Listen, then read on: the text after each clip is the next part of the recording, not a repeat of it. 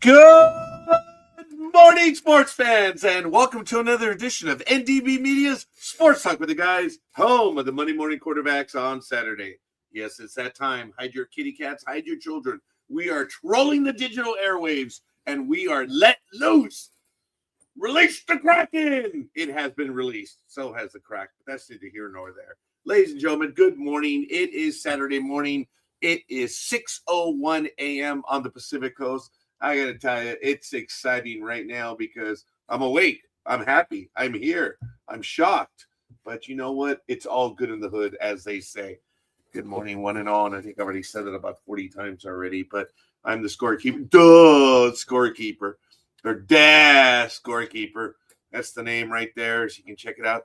We have some new options in this little program. We have a teleprompter now. And I'm going to have to check that out so I can now read my words while I'm looking at the camera. So that is going to be interesting. A lot more editorials on their way. Good morning, one and all. Why don't you let me know who you are and where you hail from? How can you burp after drinking water? Yes, I'm drinking water. I have my new flask. My daughter purchased this for me. It's a tall flask. It is tall, but that's neither here nor there.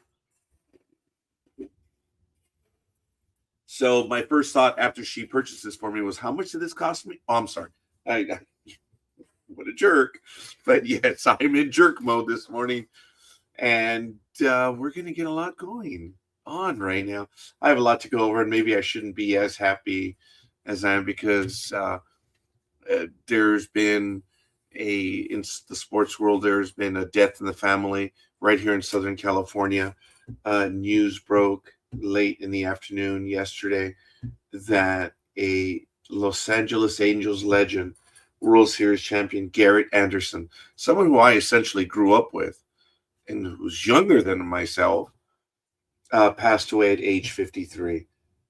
I was just genuinely shocked at this. He was a significant leader on the Angels team. And I wonder if my internet is down. So a sound check would be nice. I don't think I am. Everything looks nominal to profile. I think we're in the pipe, 5x5. Come on. I just quoted a movie. Come on, folks. Come on. Oh, there's one of my hats in the background from another life. I've been clearing up the office because one thing that I learned is we have way too many of Roger's toys in here. I don't know if you've been shopping recently, but they have those black crate or totes with the yellow tops. I have like 12 of them, and I've already filled up 8 of them. And they're all my little toys. And I've started to pack them up. Some clients who had given me gifts and had seen me pack up the toys were like, hey. I'm like, well, it's nothing that that I'm trying to put in a bad spot or something. It's just I am loaded with items. And I'll have to take a picture of what's above me now on the hutch. Maybe I'll move the camera in a bit to show you. But I have to empty this. This has now become the nerve center. So I don't know if this is exactly going to be HQ, JT1 or JT Home 1. I don't know. I'll have to come up with a name because, as you know, I have several satellite locations already. They are in the United States. We're looking to expand in Mexico, Hermosillo, Mexico. Man, trying to get that office open for the last 2 years. Las mordidas, hijos de su madre. But we are trying to get that one going. And I thank you, Elway 7. I do appreciate that. Loud and clear. Thank you, Elway. We have been trying to get that office open for at least 2 years now. And it's been a hassle. Like I said, there's mordidas and then the security situation. So, as you know, we have a preparer in New York. We have a preparer in Texas. We have one in Arizona. And we have quite a few. So it depends. I don't even know what the number is in the off season, whatever, but the empire, the firm is growing, which is really cool. A lot of fun. But I digress. I got caught up in a few personal things right now. Major League Baseball just issued its morning email I am not able to open up any websites right now. And my handy dandy, absolutely awesome, climate controlled calendar, it's supposed to tie into uh, Colorado Springs, a nuclear clock. And the time is off. The date is off. It's January 2nd now, but it looks like the indoor and outdoor sensor are working. It's 49 degrees outside. Felt nice. It's cool. It might even be cold, but it's nice. It's 61 degrees in here. And I guess it's going to get to a high of 66. Is it? Well, today, Jedi Tax is celebrating its after year. Oh, look, there's Canela. See, squirrel. It's a cat. There she is. That's our Frady cat. But she spends all this time with me. She's like, what is that? That is one of Gmo's boxes. It says Giselle on it. You can barely make out the words. And I've been finding so many things that we have saved from our children over the years. I have to tell you, I was in a quandary. I was sitting on this envelope that had arrived in my wife's name. It was a credit card that all she had to do was activate it. And I was like, feels bad. And I'm still holding on to it. And they just sent me an email saying, hey, you're going to activate it or what? I'm like, it doesn't feel right. I still have it here. The quandaries. And oh my gosh, my desk is kind of clear. And there's Tommy's from last night. Boy, am I paying for it. I am getting old. And I do not know who sent these to me. I do not recall ordering these. These are absolutely gorgeous. I know. What does it have to do with sports, right? It is what it is. You know my fetish is pins. I've always had that. And I was handed 4 of these pins. I do not recall ordering them. I'm dumb. I generally know what I order. And these are fountain pins for the 25th anniversary of the Lord of the Rings, which I think is kind of cool. And they are genuine fountain pins. And I'm like, ooh, I may have discovered my new pin. And 4 of them. I don't recall ordering 4, if at all. And they're the type of fountain pen that does not use, the cartridge, but you actually have to put it in, the ink, and you have to turn it, and it sucks up the ink, like Jedi.tax. But anyway, so I love this. This is really cool. It's a Lord of the Rings pin. It is really nice, and I cannot wait to use it. And man, I was exhausted for these last 2 days. I've just been done.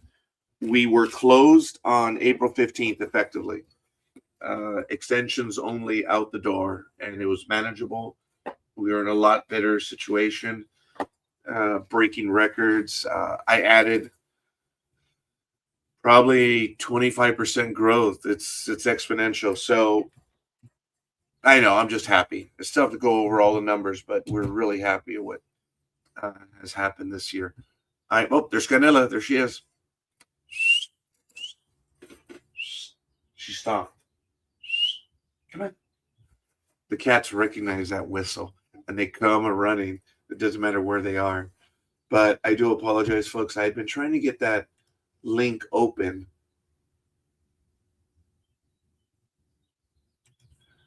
It says it's in the inbox.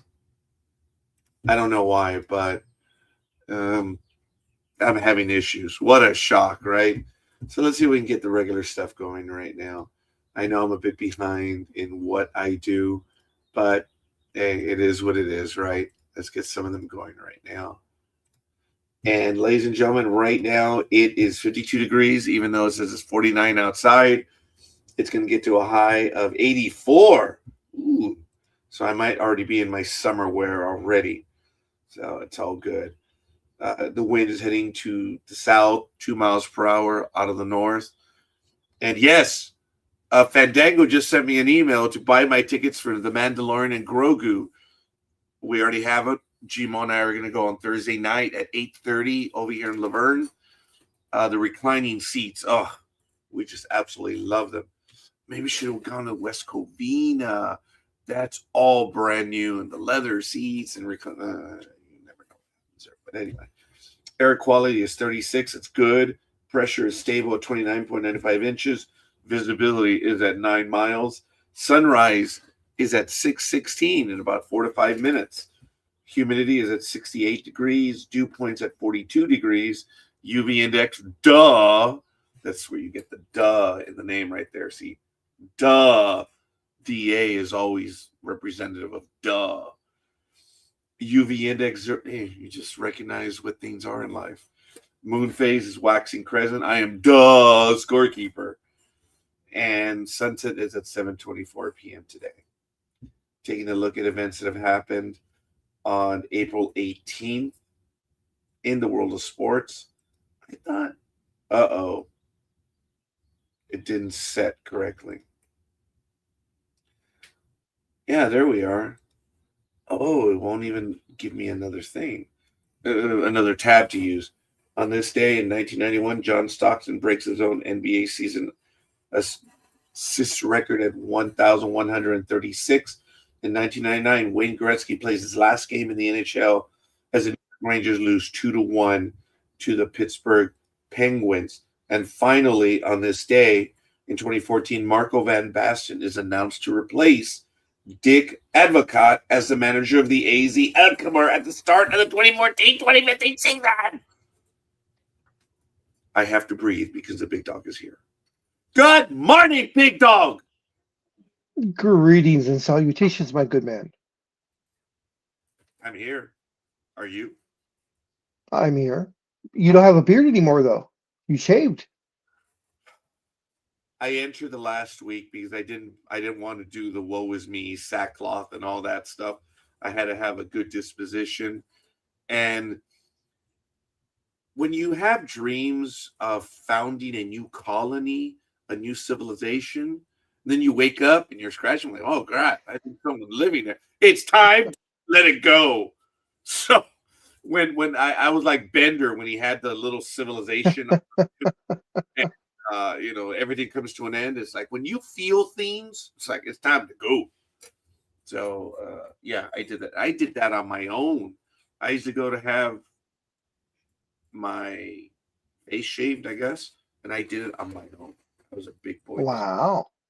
I think I did it on Sunday or Monday, I forget. But now I have to shave again, so we'll see. So What's did you going have on a in the world quiet? Sorry. Did you have a quiet 15th? No, even though I was closed. Oh, there she is again, Canela. I did not accept appointments. We did not accept appointments. Everything was extension out the door, and we still did 36. Wow, 36 extensions. Wow. Wow. I did have a client come down from Bakersfield that wanted to meet me. And they said, hey, we get it. For us, we've only had 2 tax preparers before, and we want to meet you. And it's good. They say that they understand. We'll probably do video in the future. But being one of your longer, I'm like, yeah, okay, look, I love you guys already. But no, you guys are around the block. Like, what do you mean? Says, I have people driving down from San Jose. And then I have Japan, Guam, New Zealand, Nicaragua. I have a new client at Tijuana, of all places. And then in Senegal, Italy, Spain. And I lost my client in the United Kingdom. Rat bastard moved to New York. Damn it. Damn it. He came home, huh? Damn it. And then I have clients all around the United States, which is really kind of cool. So as I was lame-bastingly going about, I don't know if that's the correct. Yeah, actually that works. I was lame-bastingly going around about this morning where I've had it. I've been, for 2 years now, I've been trying to open an office in Hermosillo, Mexico, so that we could go after the expats in Latin America, specifically in Mexico, because I only have one competitor in Mexico. And I'm like, you know what? Let's go.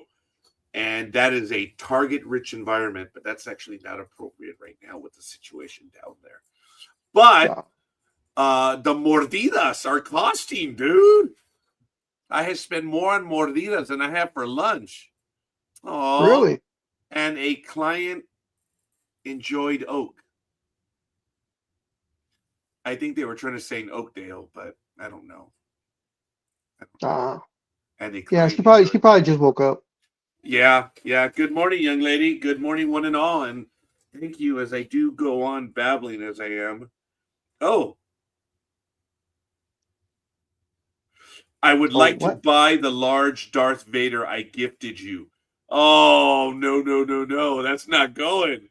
All I said was they're being moved into boxes right now because this seriously is becoming the nerve center of a small operation. And I have too many toys displayed. I'm gonna rotate them. It's just I do not have enough room in here. I envision it. We're set up. We have 4 workstations. Well, we have effectively 3 workstations. They all have cameras, all have headsets, and we trained 4 individuals this year. And yeah, I on the 16th. I was already prepping for next year. That's the earliest I've ever done. And that was clearing up this office. It feels a lot better. It feels a lot lighter. There's actually more room. And to think that I filled 8 of those totes, those black and yellow totes, with stuff from in here. So what does a Noriega do? What does Son of Celia do? Packs it in boxes and packs it away somewhere else. That's what I do. I follow instead of Celia, my mother. So we already did get a like this early in the morning. Good morning, Gridiron Girl. Thank you. And hey, it's good in the hood.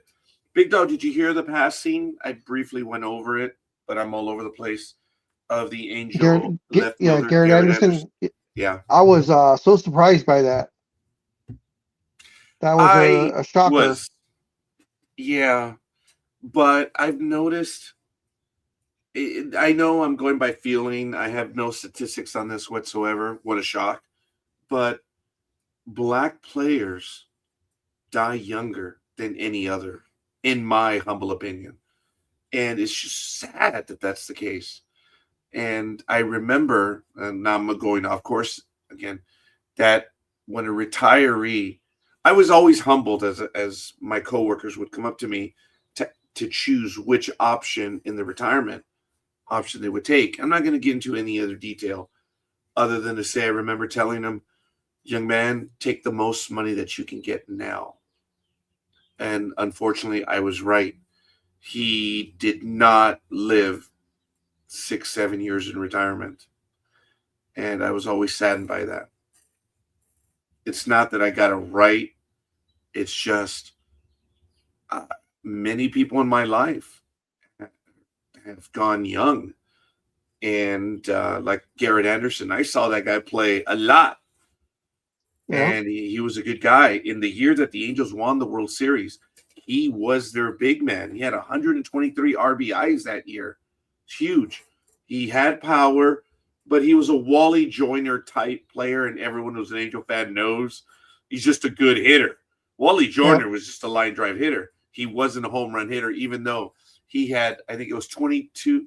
I think he had 22 home runs his rookie year, and 17 were at the All-Star break, and everyone like, oh my God, the replacement to Rod Carew. There's another one that was a monster. The Angels got it right. You know, they let Rod Carew wither away, and they replaced him with Wally Joyner.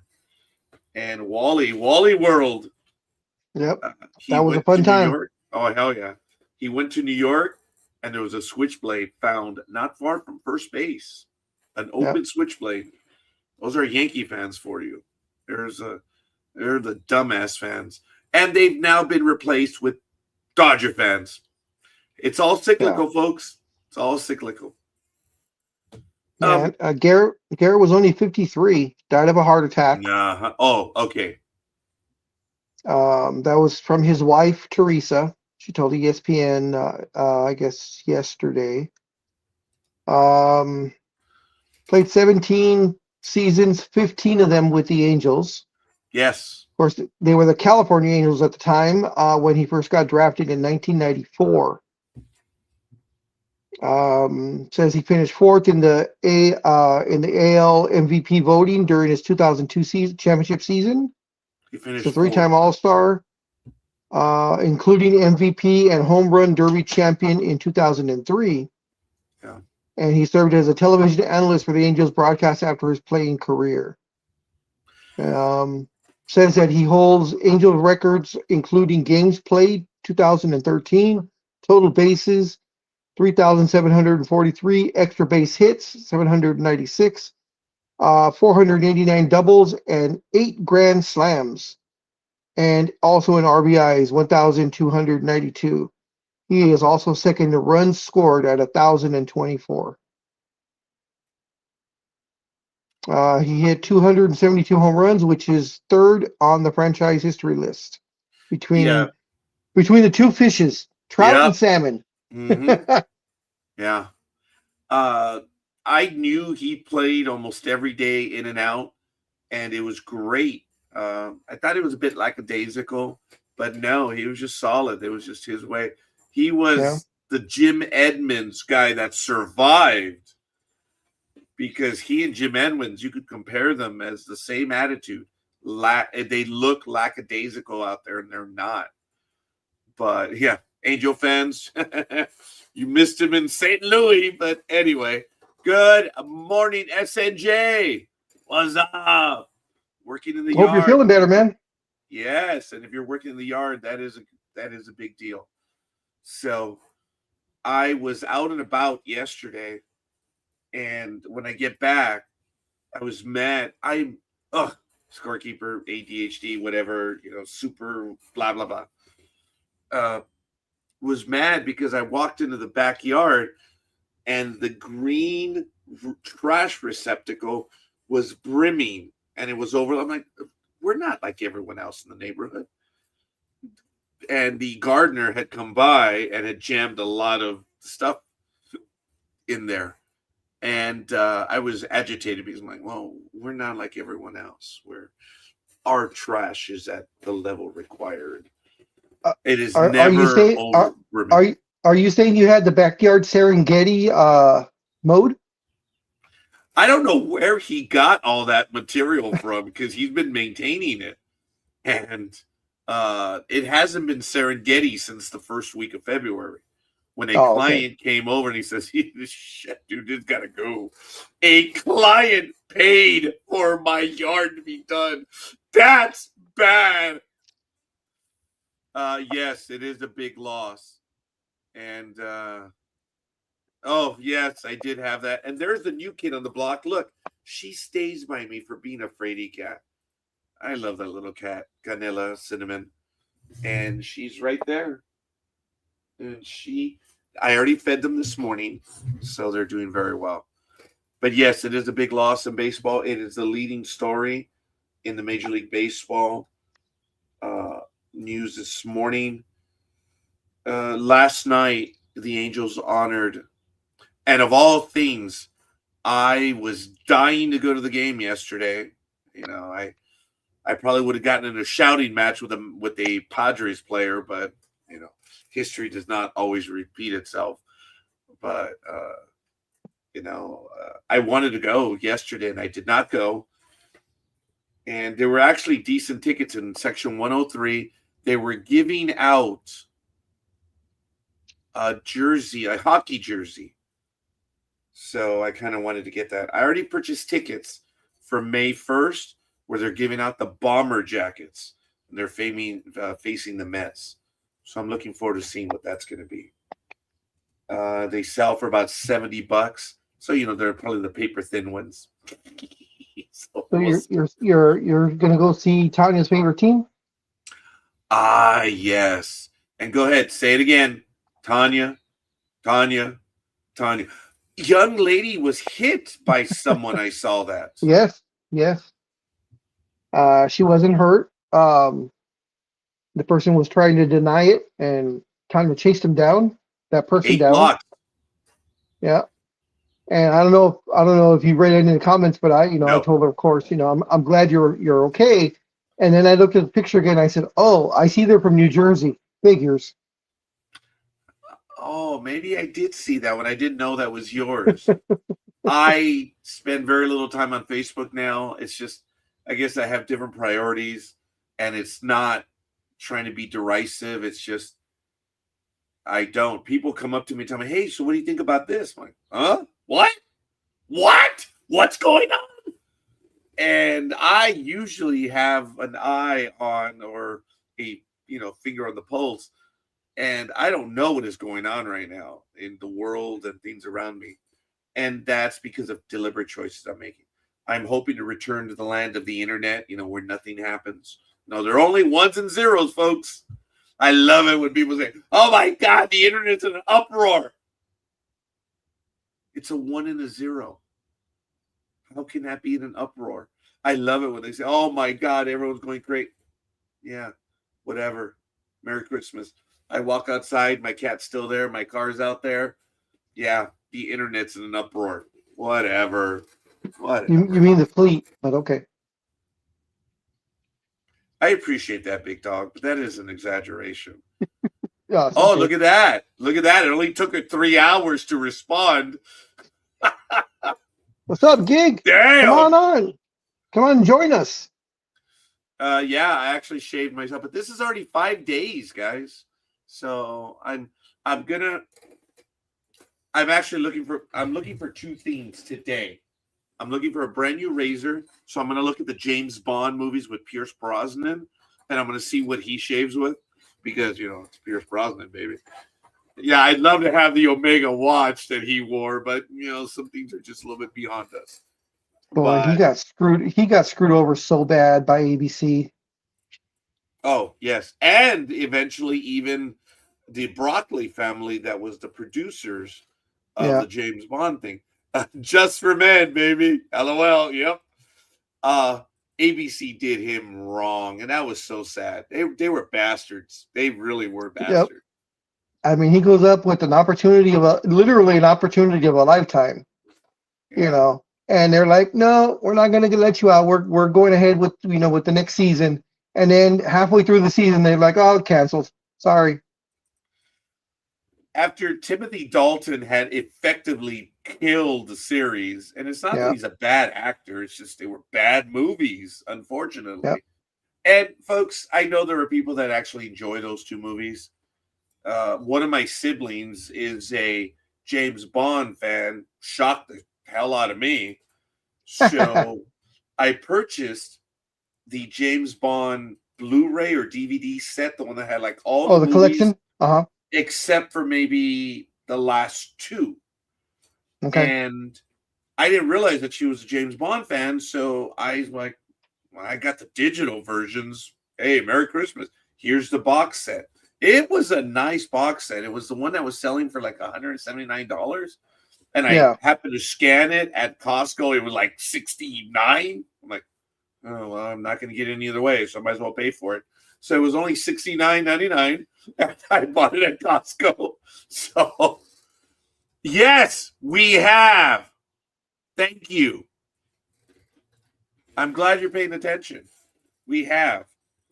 And I usually go around the horn this morning, but, hey, there was a lot to talk about. So why don't you get in here and let's talk sports? As we normally come on, Dodger. You're our Dodger correspondent. All right. Yeah, she probably goes to more Dodger games than we do. So I'm already planning. Speaking of, go ahead. You're already planning on. No, you go ahead. Mine's just a. Oh, no, you go ahead. Speaking of the Dodgers, of course, National League West leaders, as they all are. Go ahead. Now the jerk. I was surprised by the name, because I know it's not the same guy, but the San Diego Padres are on the verge of being sold for a record price of $3.9 billion to Jose Feliciano. Yes. Yeah. Former baseball player. I'm thinking the singer, Jose Feliciano. Oh, you see, I was thinking Feliz Navidad. Oh my God, yes. who of course is the co-owner of the Chelsea Football Club, and his wife, Kwanzaa Jones, according to a confirmed source who talked to ESPN on Friday. The sale price easily tops the previous record of $2.4 billion for a Major League Baseball franchise set by Steve Cohen when he purchased the New York Mets in 2020. Before being finalized, the sale must be approved by 75% of the Major League Baseball owners, with the next owners meeting scheduled for June. Wall Street Journal first reported this news, adding that Feliciano will be designated as the controlling owner. Because Feliciano, who is 53, is a co-founder and managing partner of Clear Lake Capital, a private equity firm based in Santa Monica, California. In 2022, Clear Lake and Todd Boehly, part owner of the Los Angeles Dodgers, led a consortium that purchased Chelsea for $5.24 billion. Must be nice when you have that kind of money to just throw around. Yeah, and it's interesting because he alone has been valued at $3.9 billion, and if you're thinking, it's like, well, I think Forbes may have gotten that valuation wrong because he is spending, yes, with his wife, the aforementioned figure. Now, what really makes the news, not only the Padres, who have become a force in baseball. Oh, I thought you were going to say the laughing stock, but okay, go on. All I said was a force. I don't know. The players themselves have brought that on themselves for having bad attitudes and bragging. Well, I get crap. You gotta back up your stupid talk. I guess you could call the Padres the flatulence team of baseball. You know, force, like you said, they're a major force. Oh, okay. Well, fair enough. Yes, but the thing that, and again, not to take away from anyone, but baseball is on the verge of a significant shutdown, one of the biggest shutdowns ever. If you look at what's happening in baseball, the Minnesota Twins were on the market for over a year and were not sold. That is a little strange. But when you look at the fact that they're going to have a, possible strike that's going to go on for all eternity, it's so strange that you have a deal like this going down right before a work stoppage.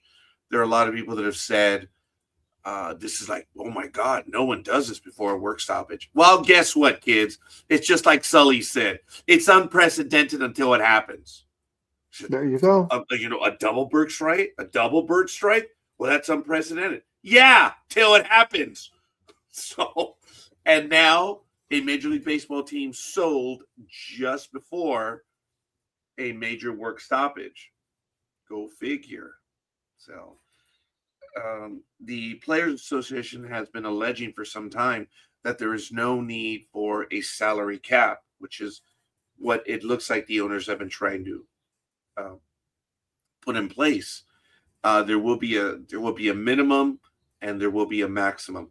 How they're going to do it? Are they going to do it like the NFL, which has one of the hardest salary caps of all in just numbers? Or are they going to go NBA wise, which is, hey, we have a salary cap. Do you want to violate it? No problem. Go ahead. Big Dog has so eloquently over the years explained what the penalties are when you sign a exemption and a non-exemption player, where he has said some players $18 million contracts are essentially $70 million contracts. And it's still working in the NBA, even though the NBA is starting to choke on a lot of the contracts. Things have happened because we're not seeing as much activity as we have in a long time. That's how the Lakers lost Caruso, 4 or 5 seasons ago, because to renew his contract, it would have cost the Lakers $17 million a year, which was in accordance to what he was worth. But in actuality, after taxes and going over and blah blah blah blah blah, his $17 million contract turned into a almost $40 million contract. And as I said then, and I'll say it now, I loved Caruso to death. Great guy, great guy to have in that championship team. I'm sorry, he's not worth $40 million a year. That's just that's just it. And speaking on not being worth it, again, I wish I would have saved the article, but coming out of Miami, folks, Florida, I cannot believe this was in the Athletic. I believe I did. Whatever. I'm so angry at this, and this is single child syndrome at its best. ¿Qué pasó? Apparently, the Miami Marlins are breaking with baseball tradition, and the players are no longer going to be calling the pitches. The coaches will be calling the pitches. Unprecedented in the history of baseball. Yeah, right. According to what You basement mother dwellers. effing morons! You mother effing morons! This is the epitome of. It's not jackassery. It is because that has an attitude towards it. It is being an engineer, quite frankly.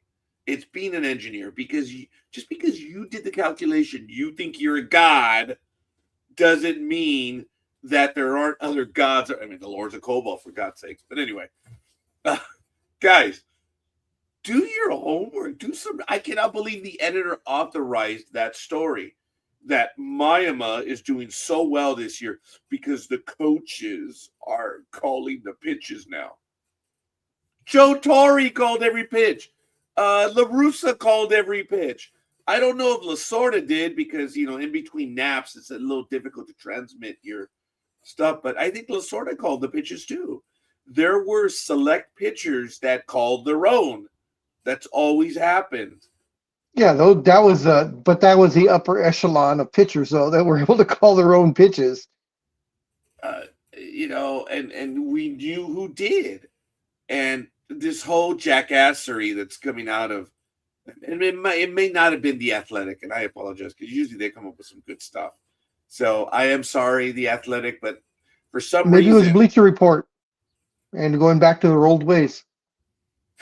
I loved my weekly theme of, is it Real World or Bleacher Report? That was funny, dude. That was great. I missed that. I remember that. Oh my God, Jay! Good morning. I didn't say civil engineers. Oh my God, he reacted to. I was about to say something. I was about to say everybody, all engineers except Jason, but I was just gonna let you. I wasn't even thinking of Jay at the moment because I wouldn't. It's like Jay and Bruce and Gus. Those are the only three individuals that I would actually have any level of respect for. So, I apologize. Jay still gave us love this morning. I think he gave it to you, big dog, but that's neither here nor there. Oh my God. So, I was talking to someone yesterday about my experience in public works. I was telling him about the time that I made an engineer cry. It was funny, dude. It's like, dude, you're a test taker. You're damn good at taking tests. Otherwise, as a section head, you suck. So I can take any shot I want because everything I said had a witness to it. And they can hit me for defamation. Merry Christmas. I've got witnesses. I did say things in private, but I don't reveal those things. Oh, wait a minute. There was a time I called an assistant director. We were in a meeting, a grievance hearing, and we were on the right theme for everything. And I just cut through it and I said, why don't you show some character and make the right decision? Yeah, we lost that grievance. We lost that one. I told straight out in front of all the other employees, why don't you show some character and make the right decision? Oh my God, that was funny. I knew we were going to win. That's why I said what I did. I remember when anyway, we're way off topic. The whole thing going on right now, folks, this is really sad. I mean, it's sad, not really sad. It's sad that people are writing stuff just because their little wee rises and they get an idea and they go with it. They don't even bother to check. This is changing baseball? You morons. It's not. And this was a big agency that wrote that article. And the editor allowed it to go through. That is the blind leading the blind. Managers have been calling pitches for a long time. So Miami going against baseball tradition, it was sad. I'm going to look up and see if I do have the articles here, because I am a vindictive bastard. When I get angry, those are the articles I save. So, back to the Padres sale. It's pretty please. good markup in 20,000 in 20,000 in 2012. The owners now bought the Padres for $800 million, and it's going to sell for $3.9 billion, almost $4 billion. So that's a hell of a markup. That's Nice another thing with investment. the baseball association players I've been talking about. Said there's no issue of money. Don't cry foul. Don't say there's no money in baseball. Yep. We don't need a salary cap. The owners are doing just fine. I didn't know that the Padres, one of the Padres minority owners was Peter O'Malley. Yes, as a matter of fact, the grandson of the O'Malleys. Or the nephew. Yeah. I don't know. Well, it says son of former Dodgers owner Walter O'Malley. So that was Peter O'Malley. Oh. And his nephew, Seidler, was one of the majority owners, and that's who took more control. And then once he passed away, that's when the sale had been put in. I remember the unhappiness in Los Angeles of an O'Malley buying into the Padres. That was back in the early 2010s when that was going down. Look, the Padres make the Dodgers a better team. I've contended about that forever. And the Padres spent an ungodly sum of money knowing that they're not in a huge television market or media market. And the owners came into play. And I'm saddened for them that it did not work out. But, man, if someone was spending money, it was the Padres. The beautiful stadium, even though I didn't like it last time I went last year. I think because I'm girthier and the seats are not for girthy people. I've used that one for a while. That's a nice way of putting it. Actually, folks, I am less girthier. The stress that has been in my life in the last 2 months has been taking its toll. I am tired. I really am. I've had it, and I've been losing weight big time. And I can feel it, both literally and figuratively. Oh, I said that. I should not have said that. Figuratively. Anyway. Not figuratively. There were some big names that were vying for the purchase of the Padres. Actually, yes. Detroit Pistons owner Tom Gores, Golden State Warriors owner Joe LaCobb, and Dan Friedkin, who is owner of Premier League club Everton. Those are the three other bidders. It genuinely is a billionaire owners class. Oh, yeah. The mom and pop owners are leaving us. I told Big Dog that we lost our chance when we did not win that $1.3 billion lotto. I said, we have a chance to buy a major league team. Let's go buy a ticket. Did we buy a ticket? No, we did not. So we lost out on our opportunity because we had the winning ticket.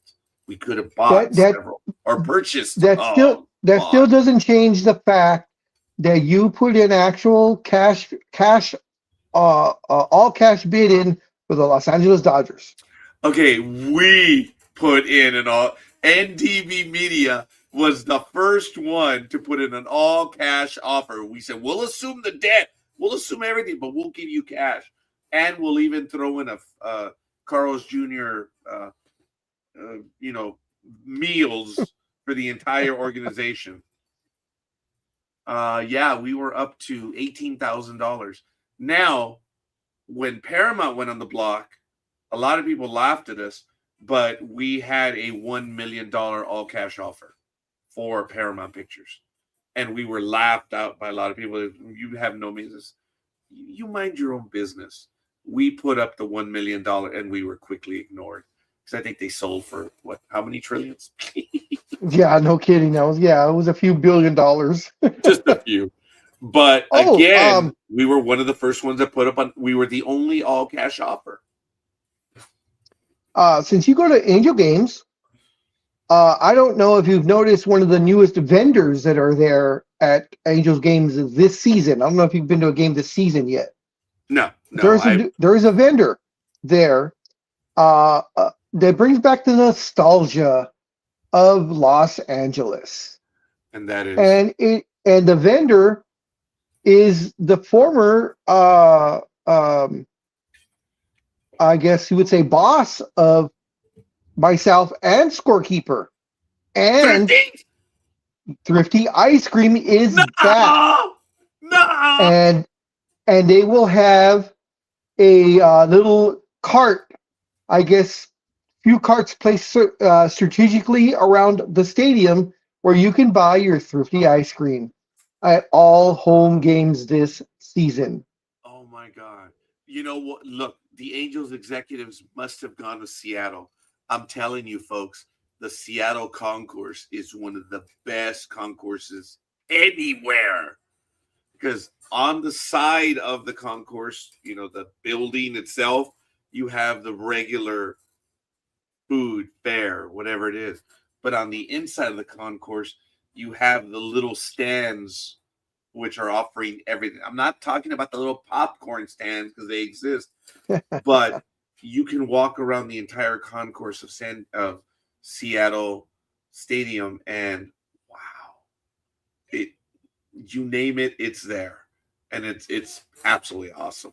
Whatever you want, and that's a fan experience. Just the Seattle concourse. And for those listening that are in California, and I'm not sure if it's available in Arizona and Nevada, but Thrifty Ice Cream is now in all major supermarkets. I know they are for a fact. They are in Stater Brothers. They put them in the Albertsons, Vaughn's conglomerate that they are. Kroger has it, so that means, of course, Ralph's and Food for Less and a few other places. But as I talked about it, I'm not sure if I talked about it here, but it was maybe a Monday Night America, how the ice cream plant was up for sale, and the people that own Monster Drinks bought the ice cream portion of Thrifty's, and they vowed last year that they will bring back Thrifty ice cream. So they did. And it's great. I've seen it in a couple of the markets. The quarts and pints are back. Pretty much all the flavors. And as I found out in midweek that the Angels are part of that return. So that'll be great. Now, I don't know what they charge, per scoop, but, it's going to work. It's going to work. Yeah. One of the staples of Southern California was Thrifty ice cream. Oh. On a summer day, having Thrifty ice cream at Anaheim, are you effing kidding me? Oh my goodness. I look forward to that. I really do. That's awesome. Oh my goodness. Look at that. Which flavor is that? Mocha almond fudge. I remember that one. Yeah, I don't think that was not one of my it's not one of mine either. But Kathy wanted to try it, so hey, it's awesome. Good for her. I hope they enjoy it. Well, ladies and gentlemen, it is Sports Talk with the Guys, home of the Monday Morning Quarterbacks on Saturday. It is 6 a.m. Pacific time on April 18th, 2026. Ladies and gentlemen, a tiny bit of trivia. Today is April 18th. This is one of the biggest days in American history. When you look at it, it is the ride of Paul Revere during the Revolutionary War. And today, many people know it as 60 Seconds Over Tokyo, but it was 1942, April 18th, the Doolittle Raid, which put America back on the map and made the Japanese realize, how the hell did this happen? But there are several things that have happened on April 18th in American history, and today is really good. I think that this day should be celebrated a lot more, but it's not, just because of those two big events. And there's another one which my memory is failing me on, but it is the ride of Paul Revere, and of course, one if by land, two if by sea. Yes, and of course, and what was the rest of it? All right. Yeah.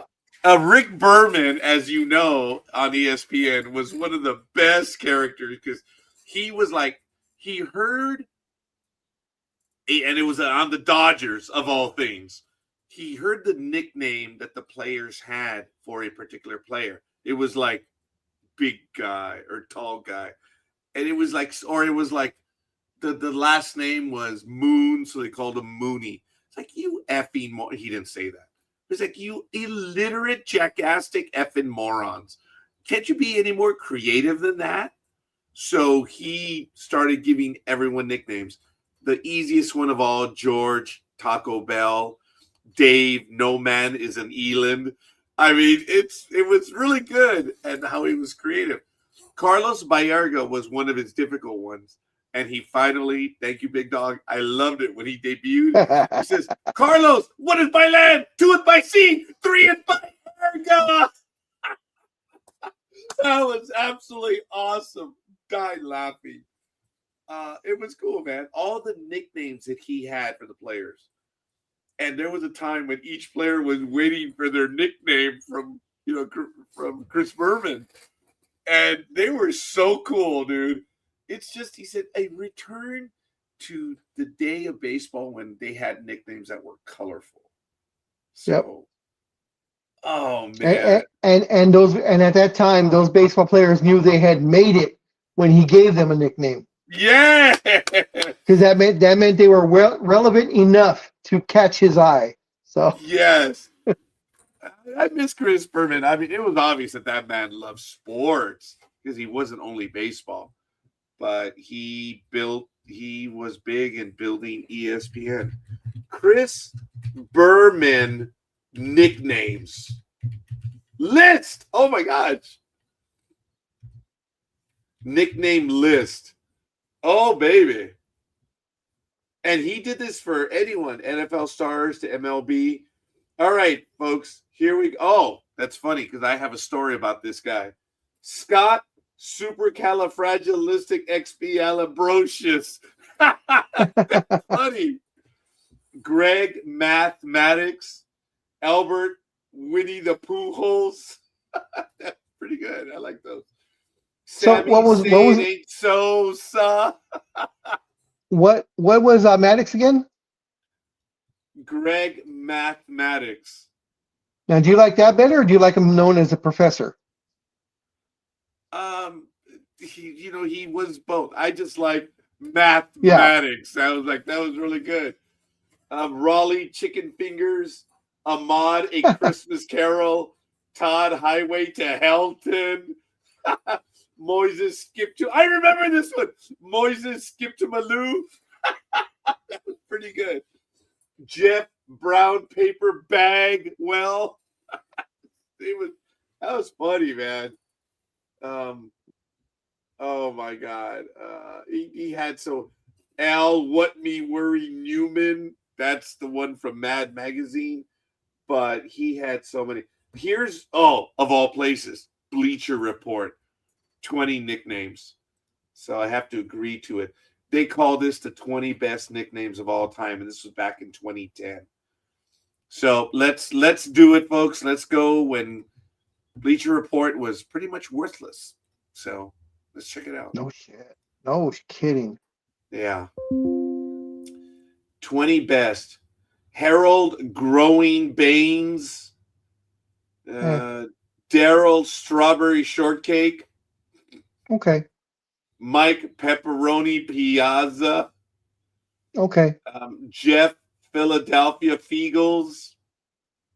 Moises Skip to Malou. Yeah, that's a good one. Yeah. Joseph Live and Let a Die. Hey, that's kind of cool.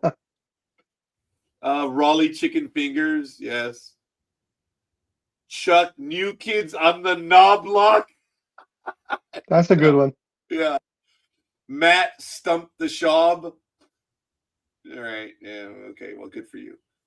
Jake, daylight coming. You gotta Del home. That's good.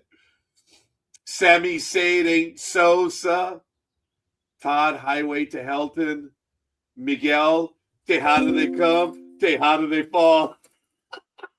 That's a good one. Yeah. Oh my God. You know what? It was cool. Ahmad, A Christmas Carol. Yeah, I mentioned that one. Jeff, Brown Paper Bag. Well, the well-dressed Amani Toomer. All right, I get it. Mike, you're in good hands with Allstott. Albert, Winnie the Pooh holes. Yeah, little did we know he'd become Greg Mathematics. It's pretty good, man. And Scott, Supercalifragilisticexpialidocious. I like that one. That's a I good one. did not remember him using that one. That one was good. So sorry, wrong one. Oh, I don't know if you guys heard that Scott Boras is in the news again because of the legal battle with the Philadelphia Phillies player, Alex Baum. Apparently, he is suing his parents, fired his agent, Scott Boras, who Scott said, hey, it was a great relationship that we had. Best of luck to you. Over a legal battle that Alex Baum's lawyers requested a preliminary injunction last week seeking the return of $528,618 that his parents purportedly withdrew from a brokerage account attached to Baum in March as part of an ongoing legal action alleging Baum's parents mismanaged his finances. Now, unfortunately, what we have learned due to this lawsuit is the myriad number of LLCs that were established in this. And we learn how baseball players manage their money. And it's like the Panama Papers. You learn how people of means hide their money. I understand how they do it because of what I do. And I have come up with a few ideas, but I am nothing compared to what these people do. I am their job is to hide the money as best you can. Legally. I know we say hide. That's an obtuse word for smart money. It's legal. You're not hiding anything. But there is a law that has been knocked down by the current administration, and that's LLC ownership disclosure. Every few weeks, my industry's like, well, do we have to fill out the ownership disclosure or not? Because an LLC can own another, which can in turn own another, and can in turn own another. And in the language, which you have to look for, you have to find each LLC, and that's what they refer to as shell companies. But the point is, Scott Boras is involved in this one, and it's a major legal fight between his parents because the player did not know that the parents had withdrawn this money from one of the many LLCs that they had established. Oops.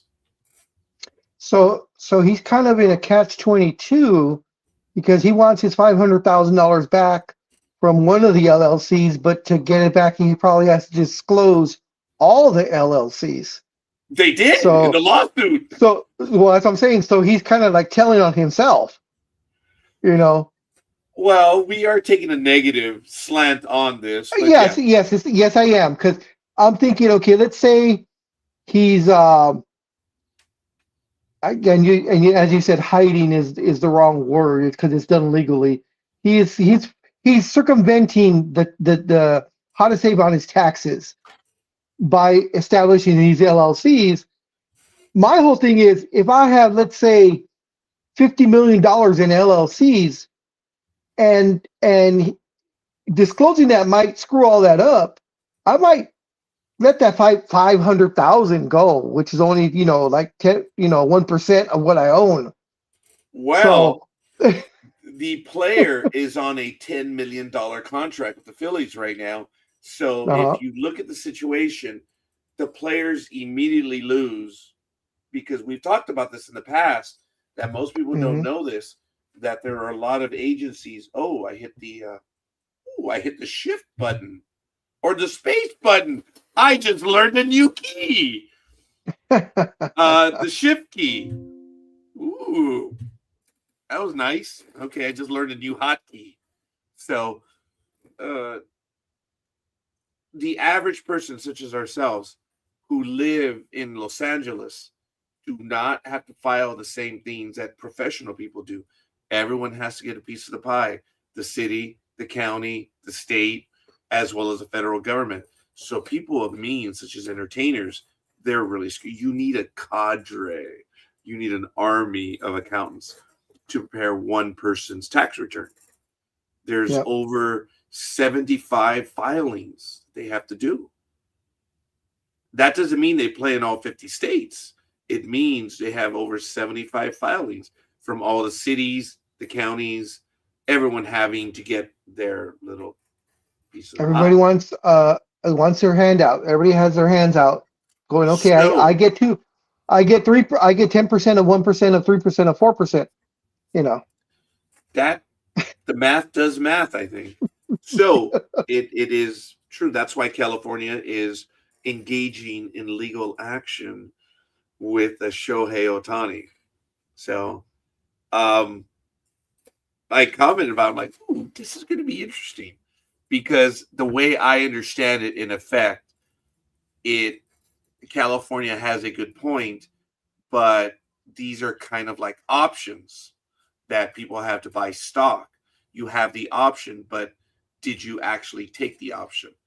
But again, I know they're very smart people out there. So, oh, no.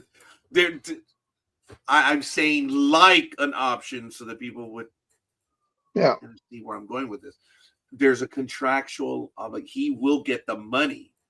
So California believes that it's during the life of the contract. And that's where California has legal basis. Because if I remember correctly, they were saying that, of course, you know, this is just spitballing by everyone that was talking about the contract. Yes. That Ohtani would move, or excuse me, Ohtani would have a permanent address in a non-state tax state such as Florida or Texas before the contract expires. Yes. Like a year or two, all of a sudden he moves from LA to Texas, which once it ends and he's supposed to be getting paid, then they fall on that. And of course, California's like, oh, no. We want our piece of the pie. And not only do we want our piece of pie, we want it now. Yep. So it's going to be interesting, folks, because this is what they do to get around this stuff. And it's going to be delivered at the end of the contract. So where's he going to be in 10 years? So, hey, you know, good for him. Like I said, you know, he made the Dodgers part of what they are right now, which is, you know, now they're obviously the best team in baseball. They've been for a while. But again, for people to say, well, it's over, the Dodgers are going to win the World Series. You know, again, there's a reason why we play these games. What made the Dodger run so incredible last year is not that they had so much talent, but is knowing that they had lost so much and they were still able to do it. Folks, everyone forgets the Dodgers had no pitching. Yes, Yamamoto. Okay, if you overreact on that, then you really don't know sports. So the fact is the Dodgers were missing quite a bit of pitching, and yet they still turned it on. I believe Yamamoto should have been the MVP of the World Series, if not even the playoff run. I thought he was. But, yeah, I'm agreeing with it. I'm agreeing. Yamamoto, he should have been, you know, the guy. I thought his best performance was that game where he only pitched 6 innings, and that was one of the most exhausting. When Roberts came to get him, even I was like, "Yeah, dude, yes." If you were even, dude, he was done. That was one of the hardest.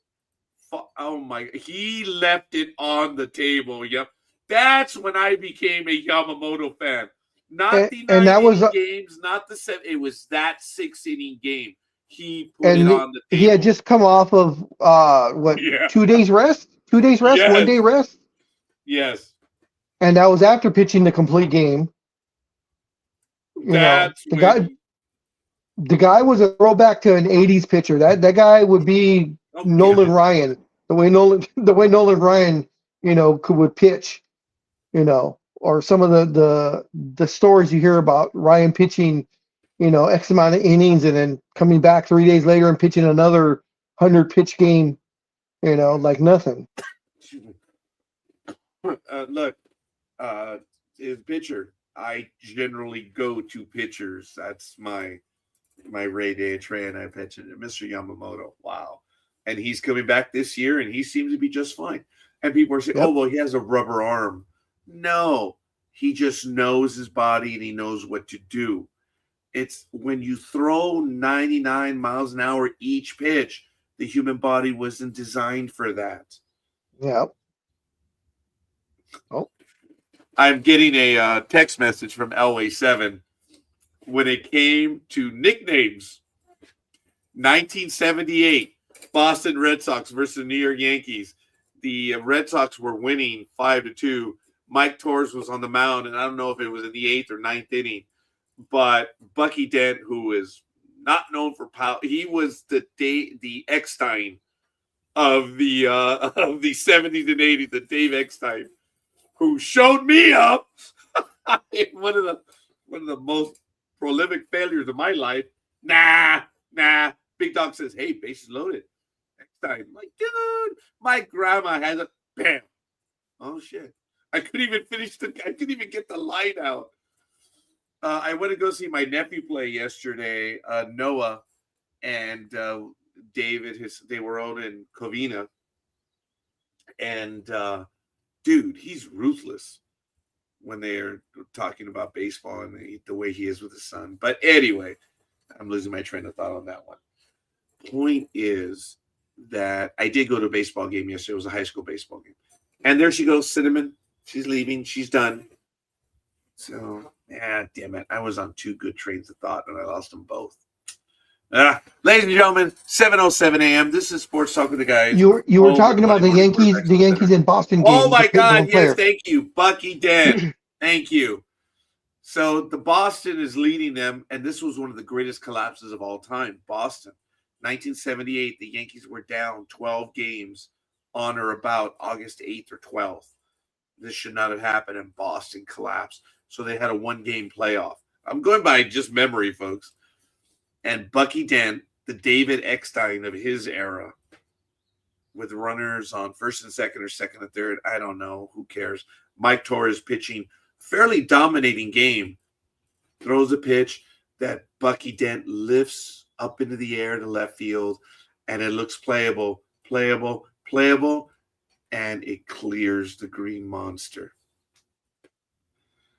A sports announcer, and I ask all of you to beat what I'm about to say, which you're not, famously said, Bucky effing Dent just hit a home run. And he said it live. Bucky effing Dent. So, yes, thank you, LA7. And that one was one of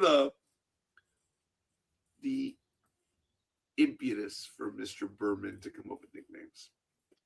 When I had my baseball team in the early 90s, I had this guy, I forget his name, one of the happiest souls in the world. He was a big kid. He really was. He was about 6'4", 6'5". And when he came to the team, I was into the nickname stuff. And right away, when they said, oh, hey, there's Big Guy. Big Guy? That's your nickname? That is so late. That's Dodger-esque. All right, that is stupid. Guys, you need to come. The guy was so happy-go-lucky. He was always laughing. And I immediately looked at him when he was laughing, like, dude, ho, ho, ho, green giant. So I looked at him, I called him Jolly. Jolly the Green Giant. Dude, he loved it. I called him Jolly because he was always so happy. And the name stuck. He became Jolly because he was always laughing, always smiling. And he was a harmless big man. But they were like, oh, there's Big Guy. That's your nickname?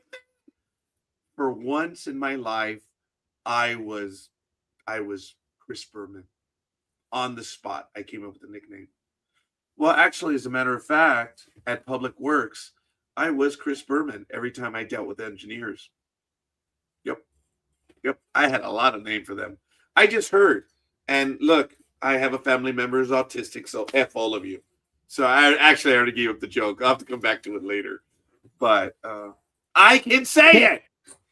Can you? I know you can't put Probably not. on a video that has music because of copyright laws, but can you play a snippet from ESPN of a press conference? Is that allowed? Is that allowed? It will also be copyrighted. But in real news, there was a Supreme Court decision that came down over the last week that may benefit all of us. Spectrum, or one of the, it could have been Charter, one of them were being sued because they're allowing, as a cable operator, they're allowing, the studio suggested, alleged in their petition, that you're a part of it. You should be stopping this. And they won. They said, we're not responsible. We're doing our due diligence, but we're not responsible for what they're doing. So this changes a lot. Remember, what was it? Not Grokster, but it was that guy who invented the music sharing. Oh yeah, Napster. Napster. Now, remember, Napster was the website that actually helped them, so that got knocked down. But the whole idea that if you were involved in someone else stealing, there's some possible liability. Well, the Supreme Court knocked that down. So it may change for you, big dog. Our legal counsel, Mr. Heffelnickel, is going through that right now. This is earth-shattering, folks. This is big because a lot of people get the famous third strike on YouTube. That's why I have to be very careful. But I find it amusing where people tell me, Rod, you cannot risk doing that. Well, forgive me for being an asshole, but when you pay the bills to the network, I'll take your advice under consideration. I mean, it was the funniest scene when I was told by a host, you are risking. Like, no, the answer is you cannot do it. I pay the bill. So thank you very much. And that host is no longer with us. So the reason why the reason why I was asking is because there was a snippet from ESPN about the Ronda Rousey Gina Carano upcoming fight, and one of the other, I guess, female UFC fighters called Ronda Rousey irrelevant, and Ronda had a very spicy comeback to that. And I just wondered if it was possible if you could play that, but if not, I'd rather I don't need you to sacrifice any strikes at all. But I just sent you I PM'd it to you, her thing, Facebook DM. Oh, I have a 1 right here. How long is the video? Yeah, I have 1 message. Oh, it's like maybe 2 minutes, under 2 minutes. Oh yeah, I'm dead on that. Yeah, okay. That definitely. If it's 2 minutes, okay, yeah. Well, you can watch that video later at your leisure. It right. is. He tells her off so bad. Ronda kind of moved, kind of integrated her old wrestling promo that she learned when she was WWE into this interview. Because man, she does not pull any punches. Damn it! Would you put the link in the chat room? You got to share it with everyone, please. I can't. Oh, I will. Oh, that's right. I have to be very careful about opening windows because every time I open a window, and it's funny, big dog, because you would get kicked off regularly, and people were like, I think Scorekeeper's doing that shit on purpose. And I'm like, no. I'm not. Well, hold on. I'm not, but like, I'll take credit for it. It was funny. Because I'm like, I wasn't that smart. I wasn't thinking about kicking the big dog off. So when they said, you're doing it on purpose, I'm like, this makes me look more malicious. So I didn't say anything to it. I'm like, oh, no, we're not doing that. I think I did it on air one time too. I'm like, Oh, man. Damn it. I kicked the big dog off. And speaking of kicking someone off, good morning, action stations. Konnichiwa. Konnichiwa gozaimasu. You look like a bloody anemic Maltese that's sitting there, scorekeeper. Anemic Maltese. Hmm. See this through, please. Thank you. Is that my nickname? Anemic Maltese, as opposed to the barking Chihuahua? No, Which no, I an don't anemic like Maltese. that nickname. A Malteser is a small, round sweet that we have over here. It's like a malted chocolate with a honeycomb inside, and your head looks like an anemic one, a white one.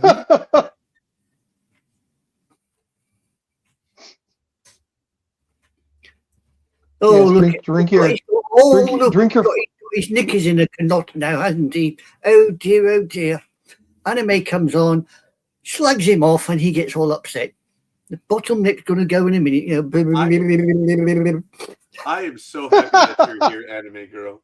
And if you want to take it out of me, fine, because Dodo Boy is not here. I'm all right with that.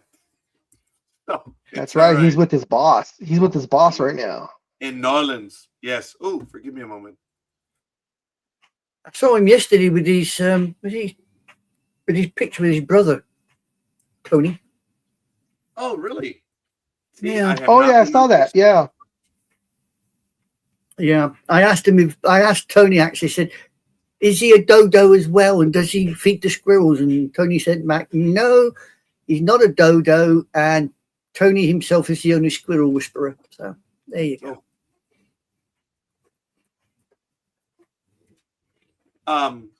Are you gonna go Same watch? things? No, I was reacting. Damn it. Elway 7 said about cinnamon canela. He says, oh, correction, cinnamon girl. Damn it, I missed it. The cat stepped out. So Elway 7, thank you for that comment. It was pretty good. I don't know what I was gonna say. So morning, everyone. It is 7:18 a.m. I will have to bail early because I did mention that Jedi.tax is going to have its end of year event. And I don't know where we're going. What you mean, the IRS is calling? No, I would be gone already. Had they been calling, I would be gone. But oh yeah, forget the border's not that far south from you, is it? You know.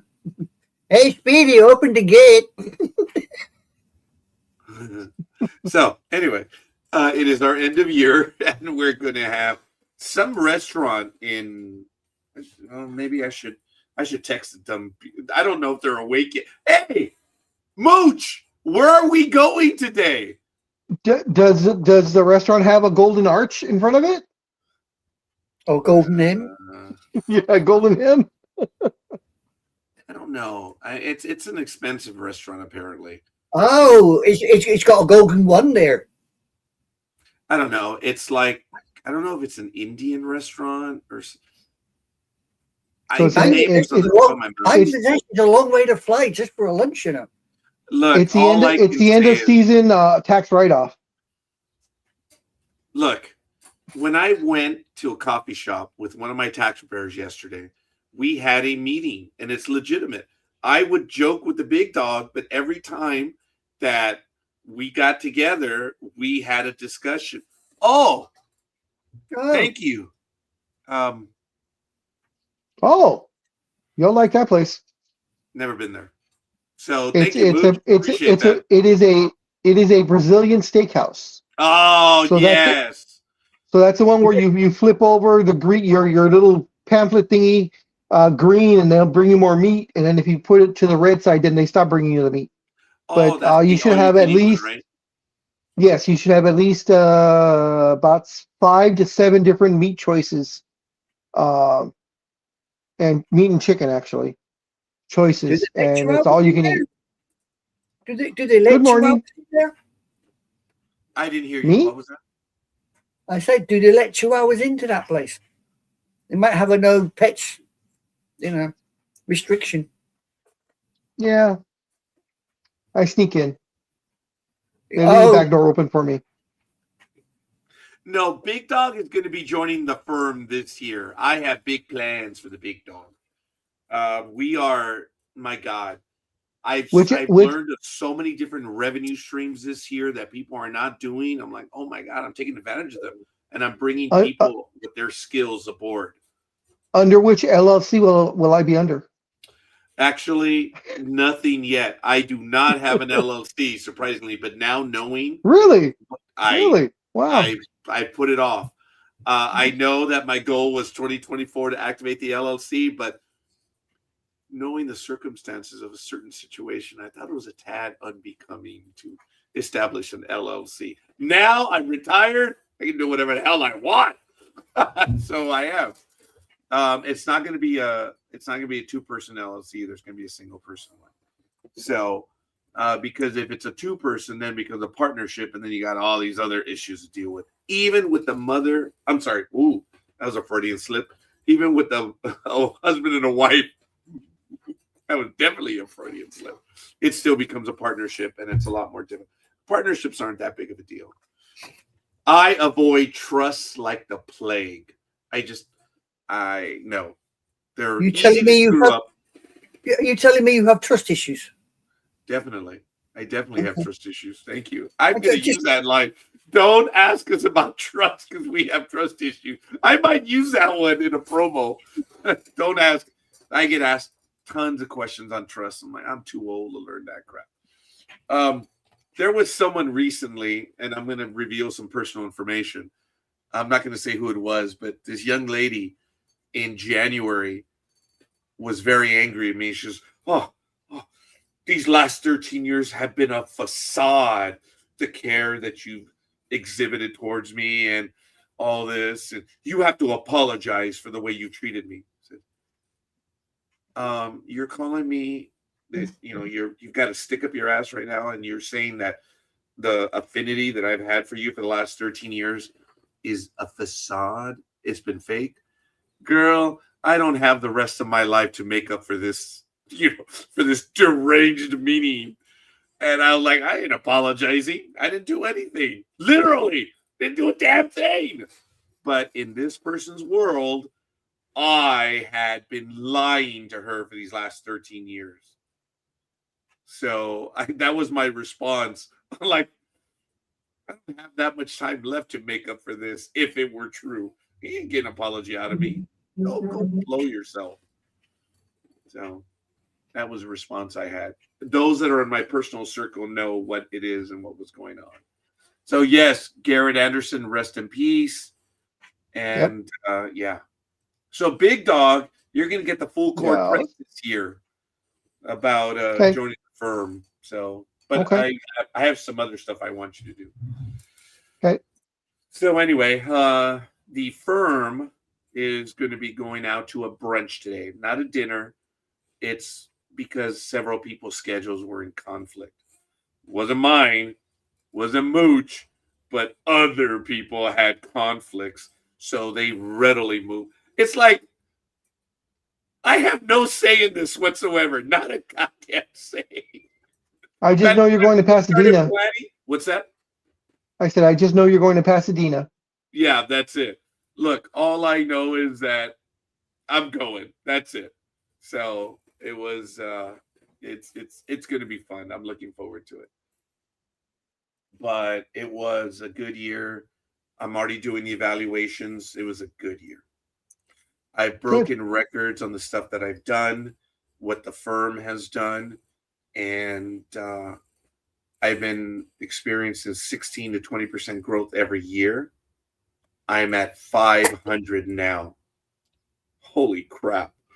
Holy crap. If it continues, it's going to be well over 600 next year. So I'm fortunate. I give myself. So I know where to come for a loan then, do I? A what? I know where to come to if I need a loan, do I? Well, as a matter of fact, that's one of the things that we're going to be opening up. I have now become a medieval money changers. I don't know, whatever. Probably. Look, I've been doing this for so long. It's just it's big. It is really big, and I'm really happy. So I've been working at this for 39 years, and yeah. So we'll see. We'll see. As a matter of fact, I may be Longer in. than Oh my 39 years. God, SNJ! I may be in Miami in May or June. I'm going to visit a classmate who's in Miami. I was on the phone with him yesterday. I've known him since 1983, and we were communicating. And I think I saw him last during COVID, maybe about 4 years ago. He was here in Pomona, actually. I had a chance to meet up with him again. But he's in Miami, and he's going to go to Spain. So I said, dude, I got to visit you in Miami before you go, and then I'm going to go visit him in Spain. So I've never been to Spain. I look forward to it. So Mike Trout, my MVP, what a series versus the Yankees. What an incredible series Mike Trout had. Folks, I am so happy that Mike Trout is healthy and is doing what he's doing. Yes. Yes. Now, if only the team as a whole could be good enough to at least get them to the playoffs and just have the Angels win one playoff series. I know they're not championship material right now, or maybe they are. We'll see. But, it's a shame that Mike Trout is probably going to be added to that long list of exceptional players that never sniffed the playoffs. Au contraire, mon capitaine. If Trout is back to form and is healthy, there are 10 teams. Sorry, there are at least 10 teams that will go after Mike Trout easily. The Yankees are not one of them. You mean for a trade, or? Yes. They will be looking to trade him. Philadelphia will be in that, and they're going to roll out the carpet. If Mike Trout is healthy, and if Philadelphia is in the playoff, which I expect them to be, there will be significant offers for Mike Trout. I am so happy. Do you think? Yes. When is the trade deadline for that? It's at the end of July. Because remember, baseball rejiggered its trade deadline. Yeah. Where it's at the end of July, and that's it. Because you had the non-tender one after that, August 31st. They got rid of that one. So, okay. Do you think a certain team up the 5 freeway might be interested in him? No, they have no place for him. How about down the 5 freeway? Oh. I think they'll be interested in him, but with the new management change, no. Okay. I don't think they're going to take on more. Okay, look. Big dog, what do you mean? Everyone's in. I mean, the local softball team is interested in Mike Trout. Okay, so what do you mean? Actually, I'd like to steer away from that question and ask you this question instead. Would it be to Mike Trout's advantage to stay in the American League, or would it not even matter if he switched over to the National League? Would he have a problem hitting wise? It doesn't exist anymore. This has been for some time. There's interleague play doesn't exist anymore because of the number of teams. Okay, you see, look, he says yes. I don't see it happening, but that would be the ultimate thing if the Dodgers get Trout from the Angels. Oh my God, both Trout and Ohtani. But anyway, to answer your question, there is no interleague anymore. There is no national. Okay. There's no American. They're playing each other all the time. There's an interleague game going on almost every day. So the concept that you and I had in the 90s of interleague, that doesn't exist. It's remember, there was an interleague week twice a year. That's not happening. It's done. It's one big conglomeration. So there really is no national and American anymore. They all have the DH. That's what separated them. Yeah, I was always against the DH, but yes, we have discussed that. Moreno says they don't care about winning; they just want to have fun. talking about the fans. They did a survey, and he said, A "Well, supposed survey. we are delivering the product that the fans want." Ooh. He said in their survey that fans are more interested in the experience. Yeah, the single child syndrome kid is, but no one else. It's difficult to argue when you look at the attendance figures for the Angels, win or lose. Folks, scoreboard. I used that line yesterday at the high school game. Scoreboard.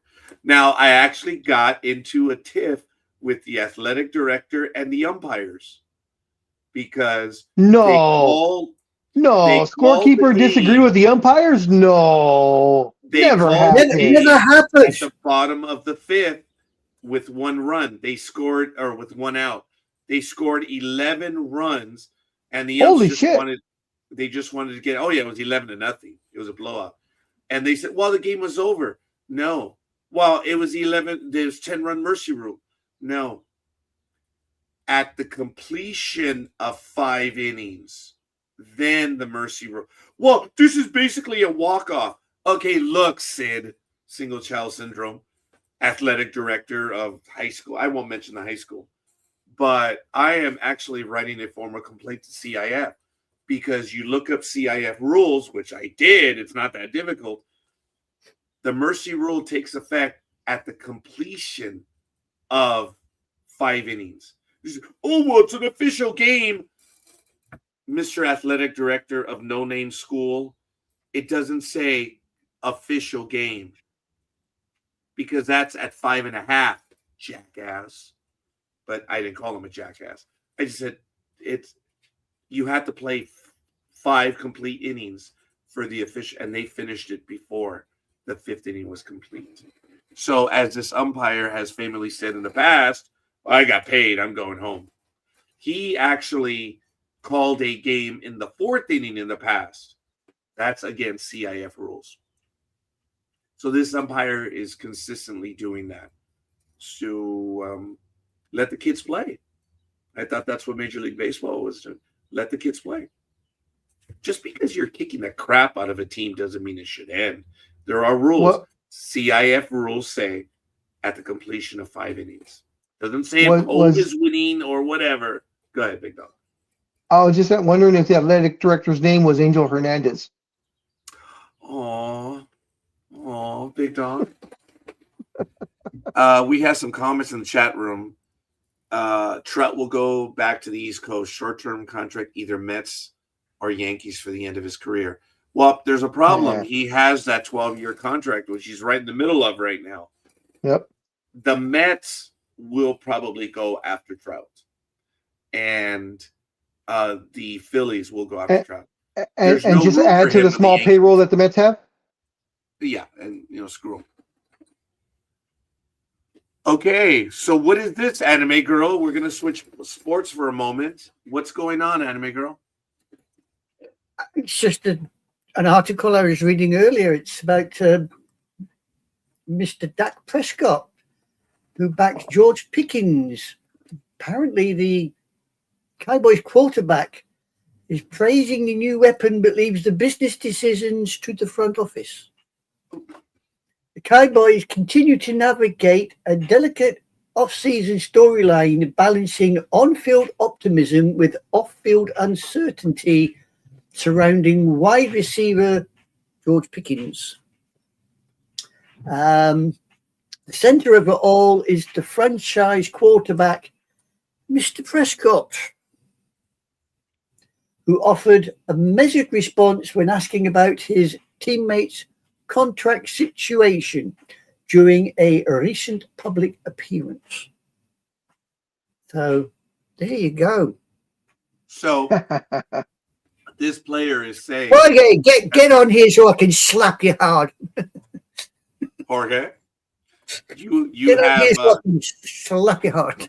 The gloves have been removed. He's nicer than I am. I mean, he's calling them cowgirls. I call them the cow turds. Yeah, well, that's you with your short arms and your camel fleas in a certain area. Don't start. Okay, look, I've been polite so far to you. Yeah, flea bag. Just continue. Yeah, apparently Mr. Prescott attended the 36th annual Unbridled Courage Fashion Show and Gala, hosted by the Children's Cancer Fund in Dallas, serving as honorary co-chair alongside Troy Aikman. Oh, okay. So there you go.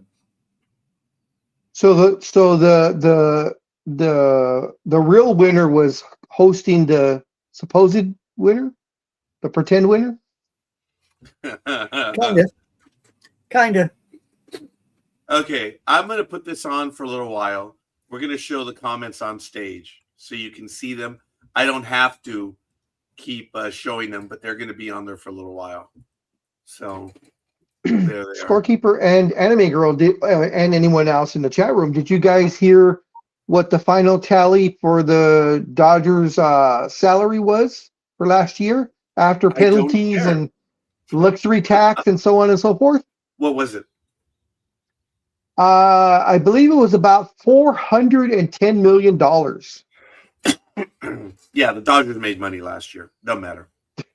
Yeah, I know, but still, that's an astronomical amount. That's crazy. Someone did the math, so the math was mathing on just one playoff game, doing just the ticket prices and the assumed numbers of revenue. One of the games, I thought it was a little out there, but then again, maybe not.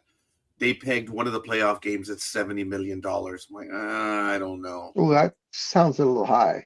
Yeah, but they pegged one of them. So, hey, the only thing I can think of, if it was $70 million, I'm thinking it has to have been a World Series game, and they took into account, of course, parking, the inflated prices of each ticket, merchandise. They were $1,000, dude. The cheap seats were $1,000. For those that know Dodger Stadium, I was I almost purchased Game 3 tickets, the 18-inning game. And they were $1,000 each, up there. Yeah, and for the reserve. And for those who don't know, so it's field level, then there's another mid level, and then there's the suites, and then there's the upper level, and then there's the holy shit, I can touch the airplanes going by. How funny. That is funny. Okay, look. What you eating? Folks, okay, check it out, folks. It is not actually $70 to $80 million is right on. That might be on the low side. If, in fact, those were the cheapest seats at $1,000 and the attendance is 56,000, yeah, that's $56 million right there. Yeah. I could see that. Now, of course, the teams share in the revenue, whatever they could. So was the 70 million just like, in other words, gross? Yeah. So okay. I guess I could see that. I could see that then. If it's a World Series game, I could see a $70 million gross. Now what the bottom line would be, that's different. Yeah, actually, I think they were talking about a playoff game. So it doesn't matter. I guess those numbers, folks, we had the cheapest seats up in row 56 or 55, whatever it was. It was on the left side, way up there by the foul pole. They were $1,000 each. And I was debating, like, I can't believe that. It was Game 3 tickets. I was debating getting those tickets. I'm still in a quandary saying, wow, because the people I would have gone with, Gmo and I didn't care. We didn't have to get up the next day. The other two people had to. So it would have been uncomfortable for Gmo and myself because we're staying. As a matter of fact, we went to Friday's game at, not yesterday, but the week before. We were at Friday's game, the 66ers and the Tower Buzzers. and it was an 8th inning. It actually got cold, and my daughter and I were stupidly daring each other who was the first one that wanted to say they wanted to leave. We're not going to leave. And a matter of fact, we witnessed another 9th inning come from behind victory. It was stunning. It was glorious. It was fun. It was good. Anyway, sorry, I'm talking too much. Mooch says Nick Coletti said yesterday their salary cap was $80 million in 2012. That's crazy. 10 years later, a team's salary $160 million. Yeah, numbers double every 10 years, folks. That's crazy. George said earlier, wow, $15 for soda, $22 for a beer. Actually, young man, that might be cheap at Dodger Stadium. That price. Yeah, don't forget the refillable Otani cup for $75. Actually, now it's $69, which is kind of funny. $69.99. Someone did a video on it, and they looked for the Otani cup. They found it, and this is how brash the Dodgers are. They created a cup which blew up in their face. They're like, hey, let's do an Otani cup, sell it for $70-some. And a lot of people bought it. And they were angry because it was a one-time. Duh! If you get a bobblehead, it's a one-time. You get a jersey. Well, you can wear it numerous times. It's a one-time. So the Dodgers changed their policy where if you buy the Otani cup, you now get unlimited refills. So someone went and did the math. Oh, is it worth it? That's like that stupid jackass single child syndrome kid that did the video on the Costco hot dog. The guy did the video saying, you realize that you're being ripped off and what you have to pay to get that $150 hot dog. Jackass, you don't have to buy the hot dog.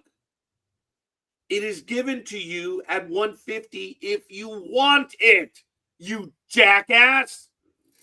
Oh my God. So the question is the Otani cup worth it? Sorry. I really dislike that video of that stupid kid.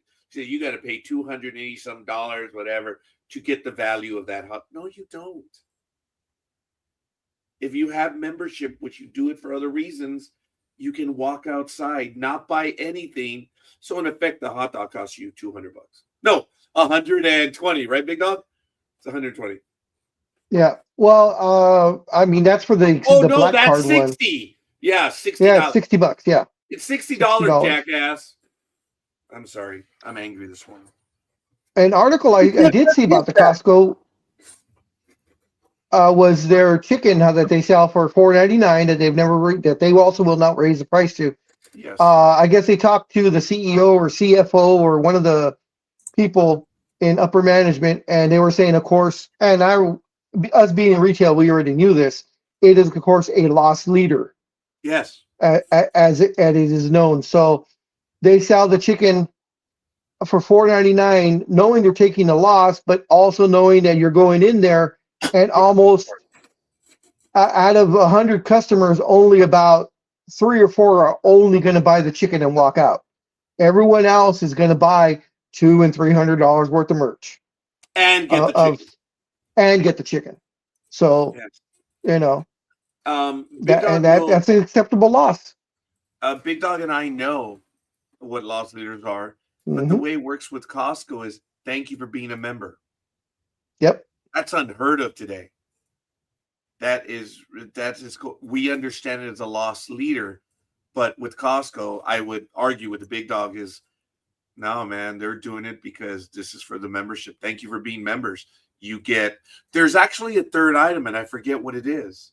Yeah, I forgot what it is. So I was just going to say that. There's a third item. Yeah. And then the chicken. There's a third item that they give to the member. Yeah, I can't remember what's third. What also is an exceptional deal is their whole pizzas, because you can buy their whole pizza. It might be the pizza for $9.99. That hasn't changed in I can't remember how long. You know, and their large pizzas are real large. They're a real pizza size though. Yeah, and you know what? Anime Girl, do you guys have Costco or Sam's Club in the UK? We have something called Costco, but I don't think it's same as The what's same? over Okay. in the States. It's Okay. something different. I mean, you know, over here it's all McDonald's, KFC, Burger King, that sort of thing. Okay. See, we're not that big on chasing hot dogs around. Well, what I was going to say too is I don't see the UK as buying in bulk like the way the US likes to buy. You know, why buy a 12-pack when you can get, you know, a 50-pack, you know, type of thing. Yeah. See, over here they've started this. I suppose it's a case of food waste over here. They've started this buy only what you need, not what you want. Okay. Not like we did in the war. You know what I mean? Yeah. Second World War. Yeah. Buy what you need when you're going to eat, not what you want and throw it away. you put it in real too fast for me because when you said back during the war, I was going to say the War of 1812, but you were too fast. But at 1812, we went. You see, 1812, we went to this particular little town, somewhere in the District of Columbia. And we went looking for fast food joints, but somehow we didn't find them. We found this big building, and we thought, "Oh, sorry, burn that down instead." So we did, you know. But other than that, yeah, start with me. Scorekeeper is so enthralled in something. I was just reading. I was listening to you guys though, but Big Dog, you and I have both been proven wrong in our retail thinking. I was reading the difference between a loss leader, something that's transactional, but we understand what it is. But they're saying that this is a proof point, and a proof point is Costco is cheap. Here's our proof. We have the $4.99 chicken and the $1.50 hot dog. So they call that a proof point. It acknowledges them being low prices. So okay, whatever. So I'll have to look into that. Whatever. What's that? More response to your question. Yes, Britain has 29 Costco locations. Oh yeah. Wow. Okay. Oh yeah. So there you go. It opened in the UK in 1993. Wow. I didn't know. Costco in Mexico. There you go. Yeah. Oh, I don't bloody know. Shoddy hell. No, I was just yelling that out because I was yelling it out. Ladies and gentlemen, 7:48 a.m. It is Sports Talk with the Guys, home of the Monday Morning Quarterbacks on Saturday. It is April 18th, 2025. American history, folks. This is a great day. The ride of Paul Revere and the famous Doolittle raid in 1942. Tiny bit of trivia. Who gets it? The ride of Paul Revere in what year? Come on, real quick. All right, it's okay. 1775, but that's all right. So I'm checking on my local Costco 1775. store. Southampton. Bingo. Number 29. Southampton. It's my local Costco store, apparently. Woohoo. Closest one to me. Oh, there you go. Yes. Yes. I tell my little one to go get the basket because I'm too lazy. And we walk in like zombies. Hell yeah. And you can't even drive the damn cart, never mind. Oh, I'm able to drive. I have never had an accident in Costco. I am always. Thank God I didn't say what I was about. I've always been hit by other baskets. I get rear-ended regularly in Costco. So no. Okay. I gotta hand it to an engineer. His name was what was his name? Oh, I met him at a Costco on a Friday. My family was at Costco doing, obviously, and he stopped in. I said, "Oh, hey, what you doing?" He said, "Oh, I'm having lunch." "Oh, really? Where are you going?" "I'm having lunch." "What are you talking about?" "I'm hitting all the tasting stations." I'm like, "Yep."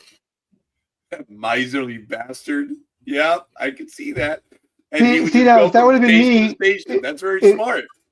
If you were to have said that to me, "Oh, well, where are you going?" "Aisle 24, 26, 30. You've been going to the stores way too long. You know that, don't you? When you can start chirping off the aisles for the stuff that you want, you've been going there too long. Whoa. Well, As a matter of fact, go hold on. ahead, big dog. Answer that one. No, I have to hold on. I Go got on. pills. Go When take the you pills. work there, it becomes a moment of arrogance where they ask for Tylenol. And what do we answer? Oh, aisle 24. aisle 9. Oh, okay. I was Aisle 24 on the right hand side, 4 shelves down, about halfway through. You just memorize stuff. So for you to But say, go ahead, go ahead. For you to say, Anime Girl, for Big Dog and I, that we've been there too long, you bet damn right we have been. Yeah, that's true. One thing about Costco, in the article that I read, one thing about Costco is they don't have aisles. They don't have aisle markers. There are no numbers or anything. You just go in there. They keep moving everything around. Uh-huh. It's part of the treasure hunt. Yep. See, I'm just putting it on my own thing because I go to my local, well, not so local supermarket about 10 miles away, and I know all the aisles, and they've started doing the same thing as Costco. This week, you get the coffee in aisle 12, and you go back next week, and you'll probably find it's moved to aisle 11 or something, just to make sure that you wander around the store looking for what you want. Yep. The favorite ones are biscuits, biscuits and soap powder. They like moving them about because it's fun. Yeah. When I was with American Greetings and I was talking with management of, I think it was a Ralph's we were doing. We did a few Ralph's. And I asked them, hey, didn't you guys just remodel, like 2 years ago? And he said, yeah, usually we turn the store around every year and a half to 2 years because the customers learn where everything's at and they just go there and they just buy that. But when we change everything around, now you have to look for it. And of course, impulse buying. I didn't know. So that's the main reason why a lot of these stores remodel. Hey, see, the supermarkets over here, they don't remodel. They just move. They just take an aisle and just move stuff. You know, aisle 15 at this end is all the pastas, and you go back next week in aisle 15, the pastas are still there, but they've moved down the opposite end. So you got to go walking and think, where the hell they moved them to? Thrifty Drug had one of the best models. They were a pharmacy chain. That's what Thrifty Drug was. Pharmacy chain. And they put the pharmacy in the back. So you had to walk to the store, obviously. And the thing was, you go into the pharmacy, drop off your prescription, go to the front, get an ice cream, and walk the store and buy what you needed. That was their model. And it worked for 50 years. Yeah. It was kind of cool if you think about it. But yes, it is. And now the thrifty model is at Anaheim. I am dying. I'm going to be there May 1st. I am so looking forward to that. And they're going to be, like I said, they're going to be giving out the bomber jackets. If anyone is interested, there may be opportunity to get some more tickets. Let me know. I tried. What did I try this time? I went with Game Time because I have all 3 apps: SeatGeek, Game Time, and StubHub. They're usually pretty close in prices, but every now and then one will have one better than the other. So I went with Game Time.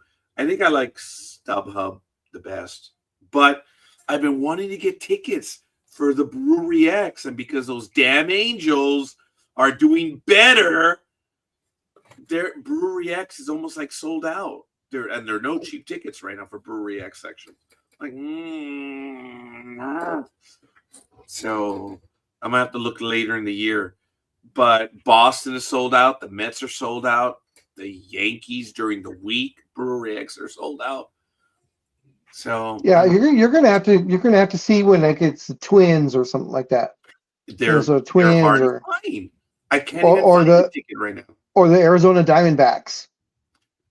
Now, granted, I am looking for first row in the Brewery X, so maybe I should look at the second or third row, which you still have an unobstructed view. But I'm in front. That's what I do. All right. I don't look back. I thought you rabbled around and I was sat at the back so you can wind everybody up in front of you. Big Dog knows I do not do that at games. I cheer for my team, but I don't answer other fans and I don't get involved in stuff. When you have See, a fan, you go to a soccer match over here, it's expected of you. It really is. I mean, have you never I watched am not a hooligan. Sorry. Well, no, you don't have to be a hooligan to do it. It's expected of you. I mean, have you not seen any of the videos on YouTube where you get one side supporters will chant a comment, shall we say, about either the team, the referees, or the other supporters, and it's expected that the other side will respond in kind. You know, it's part of the thrill of going to a soccer game in Britain. Big Dog and I do not engage. We have seen fights break out over stupid stuff. We do not engage. I don't even like when my office manager, I've taken her to an Angel game and she's talking crap about the Angel. I won't engage with her. It's like, hey, it is what it is. One of my classmates, Jorge, is a major Dodger fan. And every time I mention the Angels, little guy wants to kick my ass. I'm like, dude, calm down. Calm down. I mean, that's a Dodger fan. He talks crap about the Dodgers all the time. So Was he the one that said that Ohtani was the greatest player of all time? No.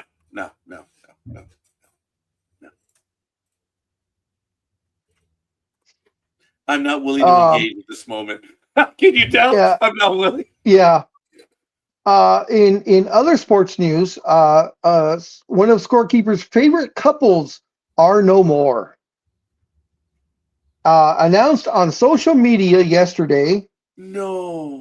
Retired sports star Sue Bird and Megan Rapinoe announced Friday on social media that after a decade together, they are no longer in a relationship. Yeah, I don't care for Sue Bird. Megan Rapinoe. See, here's the thing. She was referred and I'm to the as, opposite. I'm the opposite. I like Sue Bird, and I don't like Rapinoe. Ooh, I love Rapinoe, man. She is Megan. She's. I guess I kind of grew up with her, so seeing her as an older dog and putting these young kids to shame, I became a massive fan of Rapinoe. And So here's the funny thing, folks. Her name is Rapinoe, not Rapino. It's kind of like low and lowy. It's low, you morons. But anyway, it's Rapinoe. So Sue Bird is 45. Oh, and yeah, of I course, think Megan is older. No, actually, Bird is 45 and Megan is 40. Oh. Okay, we didn't grow up together. Of course. I'm about to turn 57. Oh, I'm going to have to do the birthdays. I haven't done the birthdays in a while. Go ahead, Big. So Sue Bird won 4 NBA titles in 19 seasons with the league, all with the Seattle Storm. Of course, Rapinoe played for the U.S. women's soccer team, winning the Women's World Cup in 2015 and 2019, and also the gold medal in 2012. I remember they lit them up in 2015. That's when they scored like 8 goals in the first 5 minutes.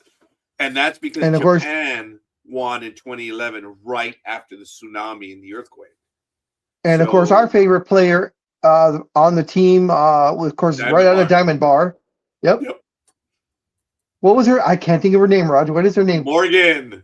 Yes. Alex Morgan. Yep.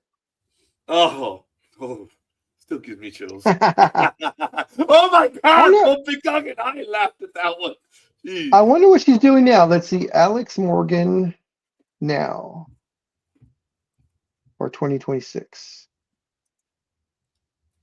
As of April 2026, retired United States women's star Alex Morgan is active as an entrepreneur, investor, and advocate for women's soccer.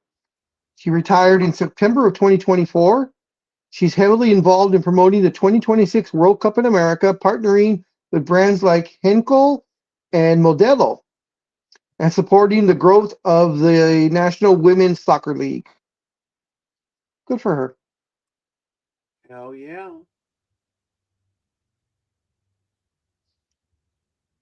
Man, I can't believe she's even gotten even prettier. Wow. Ladies and gentlemen, I don't know if this is a genuinely real picture or not, Okay. but check it out. And anyone who's gone to Anaheim, this is Anaheim Stadium in 1964, or before Wow. 1966. Look at that area around there.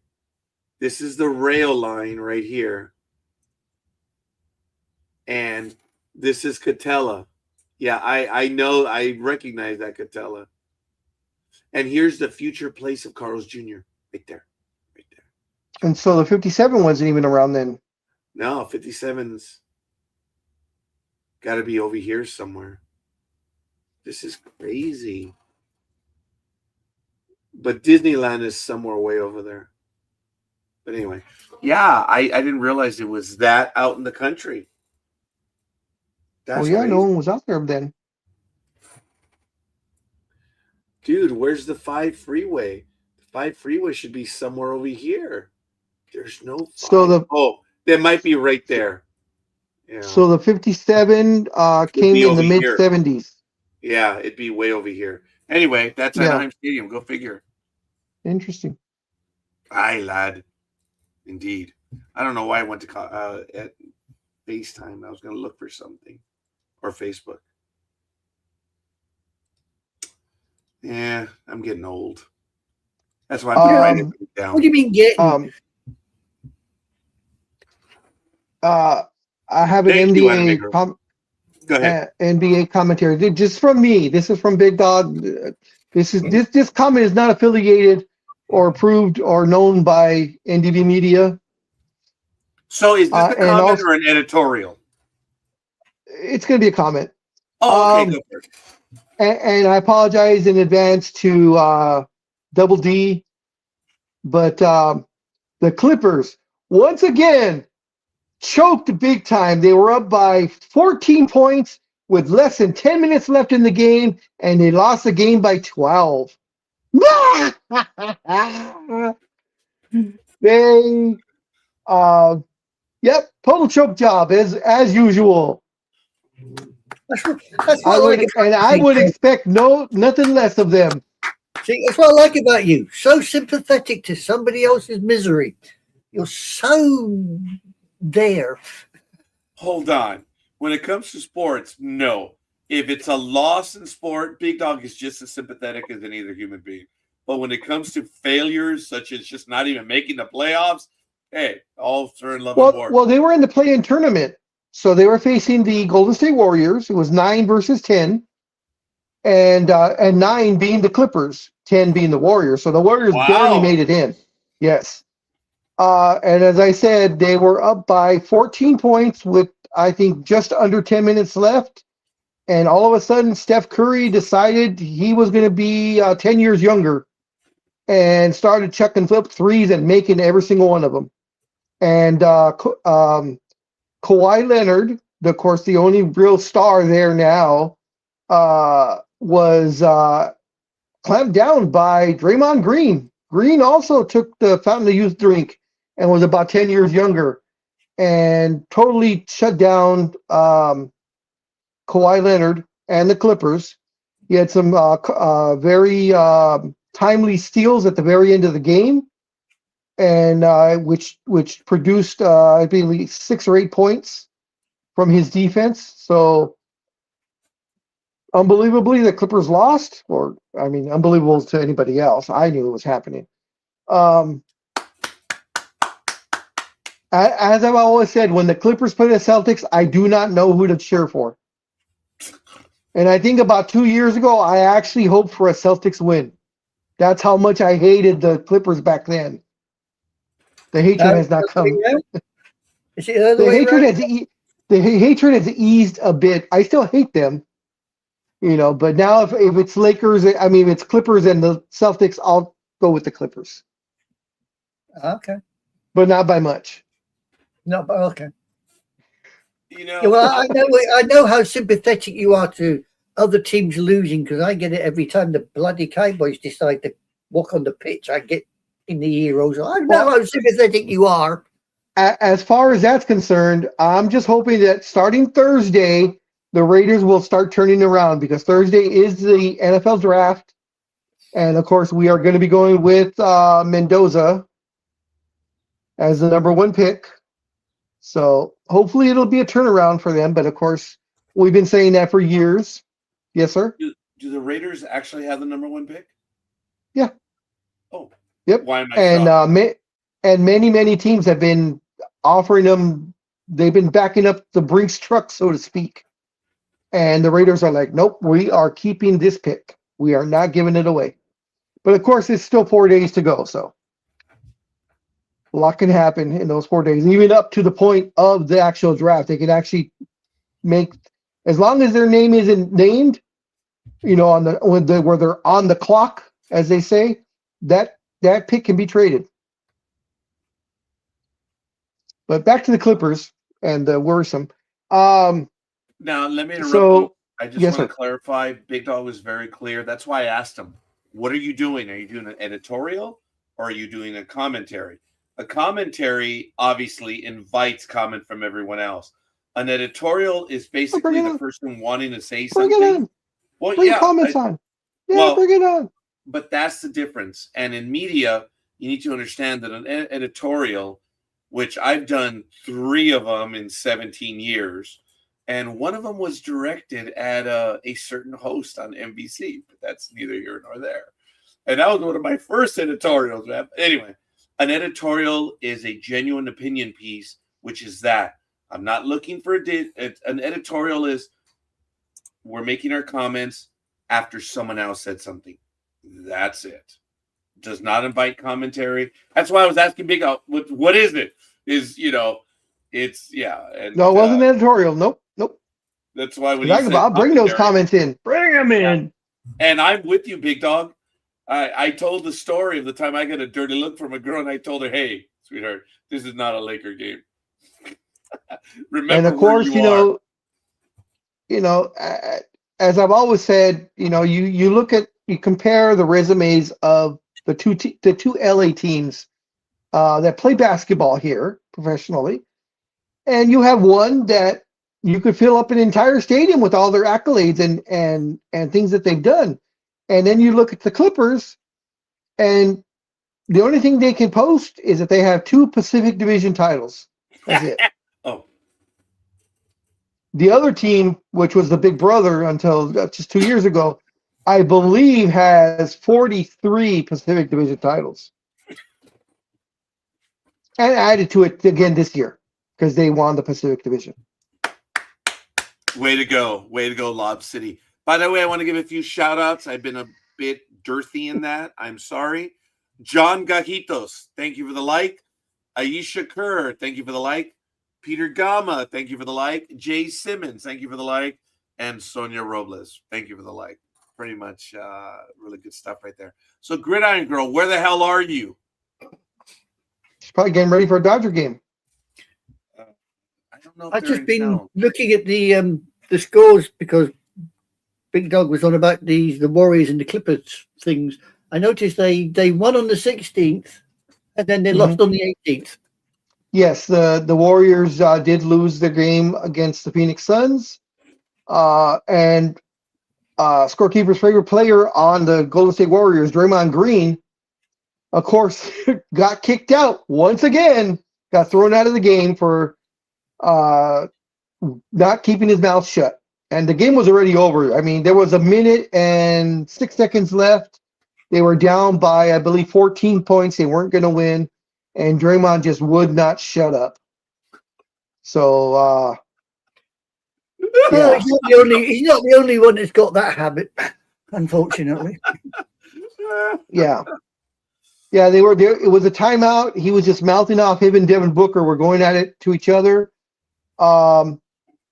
The timeout was over. They inbounded the ball, and about 3 seconds after the inbound pass was made, the referee stopped it again and teed up Draymond and Devin Booker, double teed them actually, and they both got kicked out of the game. So are you looking forward to tomorrow's game then for your Lakers? Yeah, I I am extremely worried because our two best players are out. What? Which of course, Luka Doncic is out with his hamstring, and Austin Reeves is out with his oblique. They may be back by maybe game 3 if they're lucky. Luka is a game time decision tomorrow.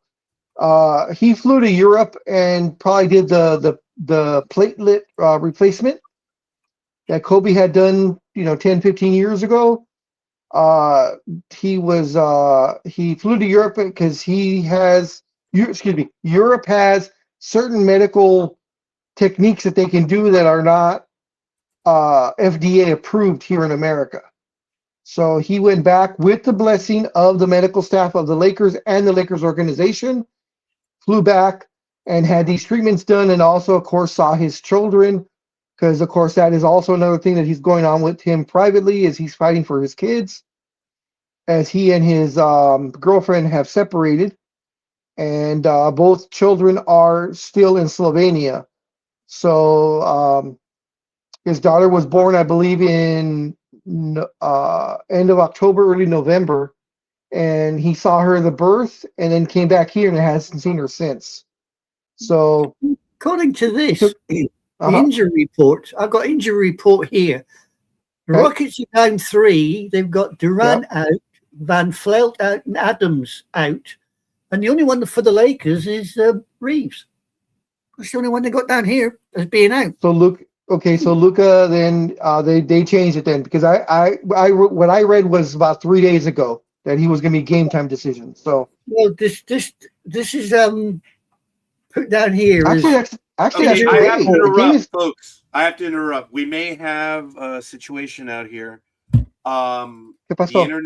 internet seems to have gone down on the phone, and I'm getting a lot of issues right now.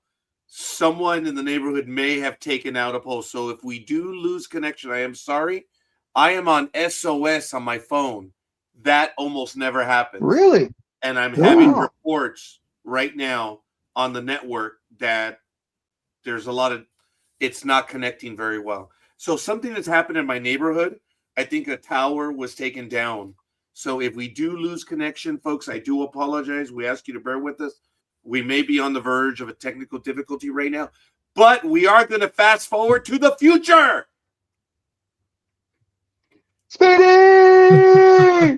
Yay! Good morning, Speedy. So, folks, I apologize. No, I'm being serious.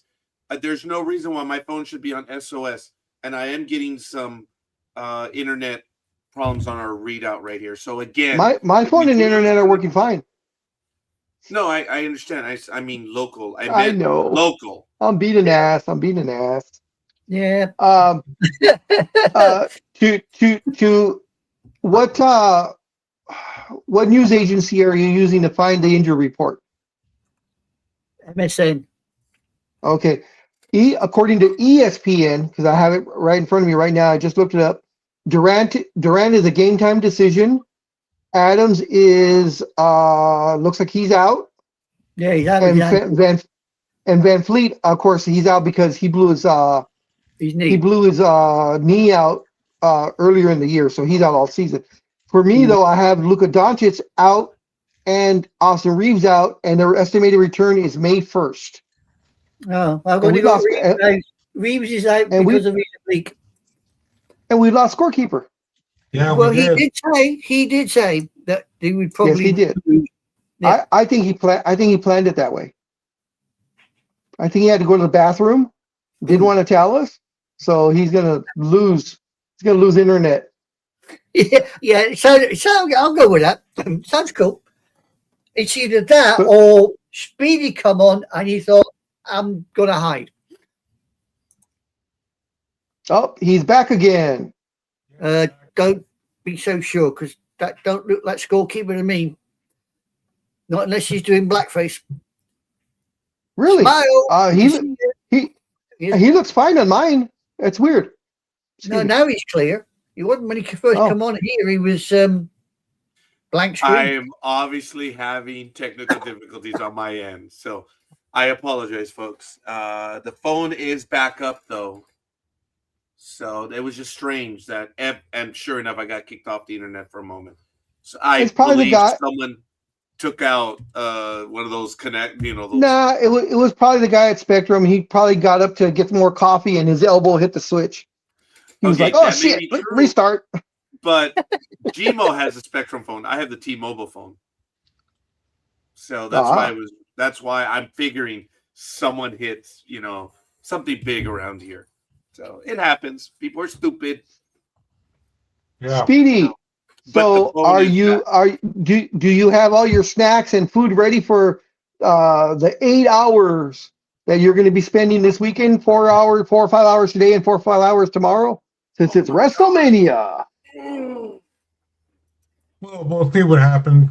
I've got stuff to do later, and then probably tomorrow too.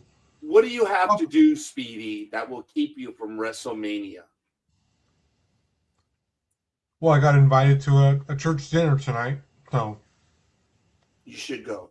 Whoa, who is she? Do we know her? Have you told us about her before?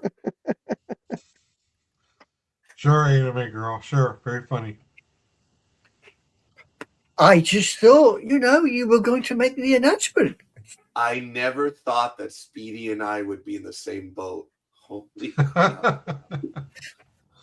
Now, Speedy's still young. He can get over his little problem, but And what boat is that, scorekeeper? Oh, me not going to go down that Nile because I don't have an oar. I'm going to fast forward to the next segment. Ladies and gentlemen, Sports Talk with the Guys, home of the Monday Morning Quarterbacks on Saturday. It's 8:17 a.m.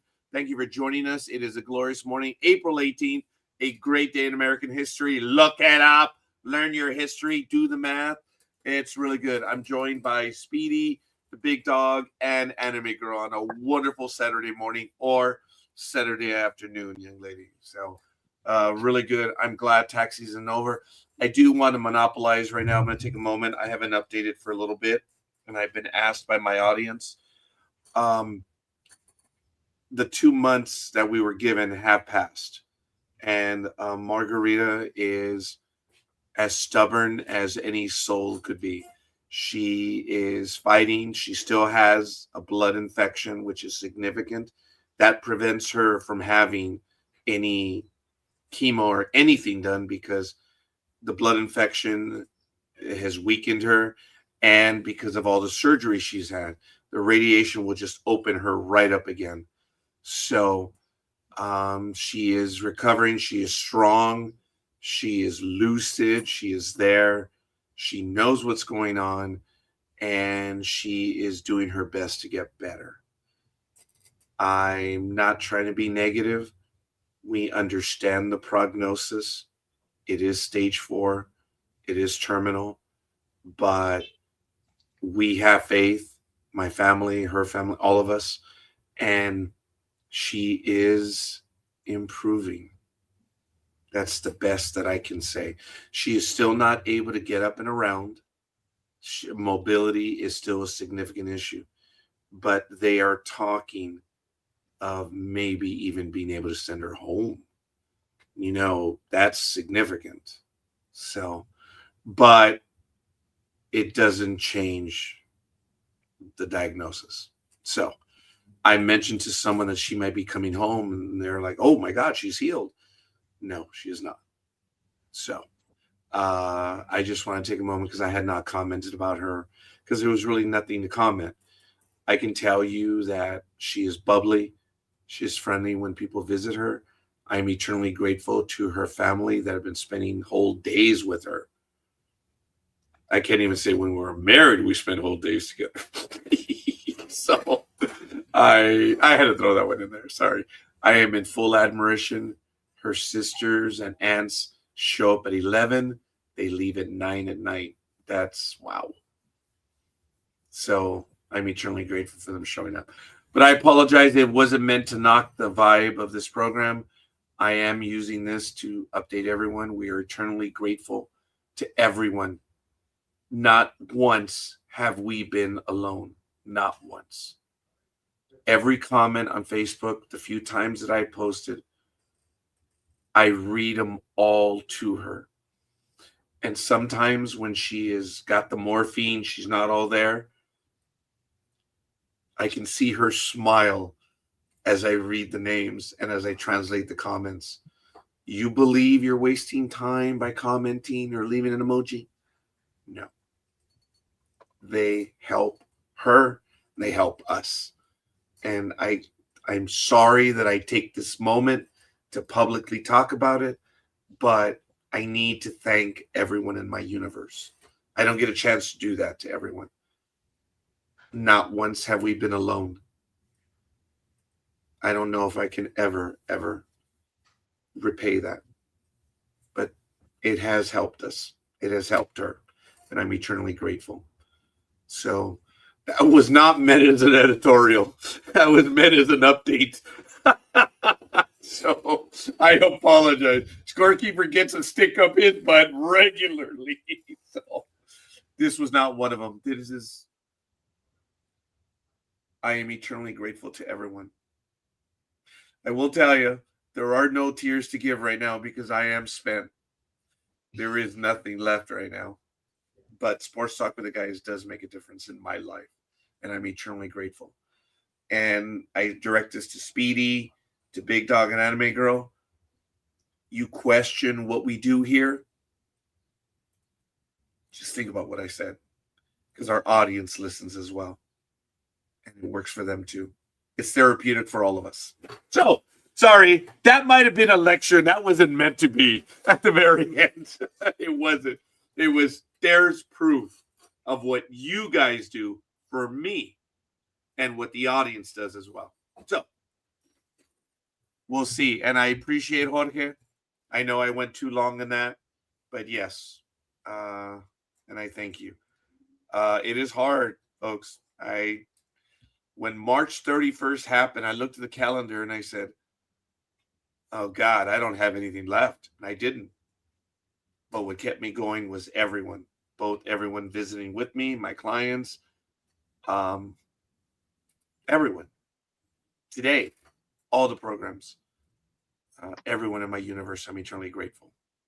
So, sorry. It wasn't meant to go on and on either. I just had to give that one update. Big Dog, did you know that? No.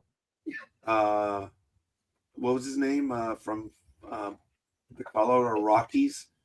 Vinny Castilla. Do you know what Berman's name for him was? No. My cousin Vinny Castilla. My cousin Vinny. Someone took the time to write all of them down. And that's the link that I put up, folks. This is the link that's up there. Funny2.com Berman. They've got them all, man. It's cool. Bobby Bad to the Bonilla. I like that one. He's got a few, man. Mike April Blowers.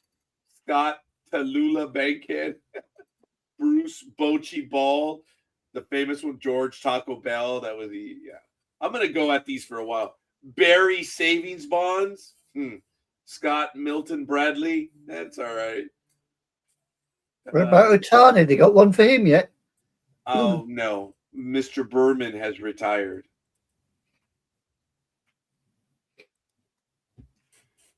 What's his name? What's his first name? Oh, Shohei. Shohei Otani. There's play with that name. There is play. There's play with the name. There's also play with his ethnicity, but they don't do that these days. But there you go. Oh, yeah. I'm sure someone got offended with George Taco Bell. I'm sure they did. Yeah. No, because when he did it, it was back in it. People were able to have thicker skin back then. Not like now. Dave, where is it? Dave Mary Magadon. I'm like, ooh, that's funny. It's good. Jose The thing is, Costa I Mesa. think all these days have got two. They've got two. A, too political, and B, too, as you say, soft-skinned. They don't they don't find humor in the same way that we used to find humor when we were younger. I mean, we used to take the sheer proverbial out of everything and anything of a person. It didn't matter if it was their height, their color, their hair, their name, you name your color, anything. You know, you just took the proverbial out of it.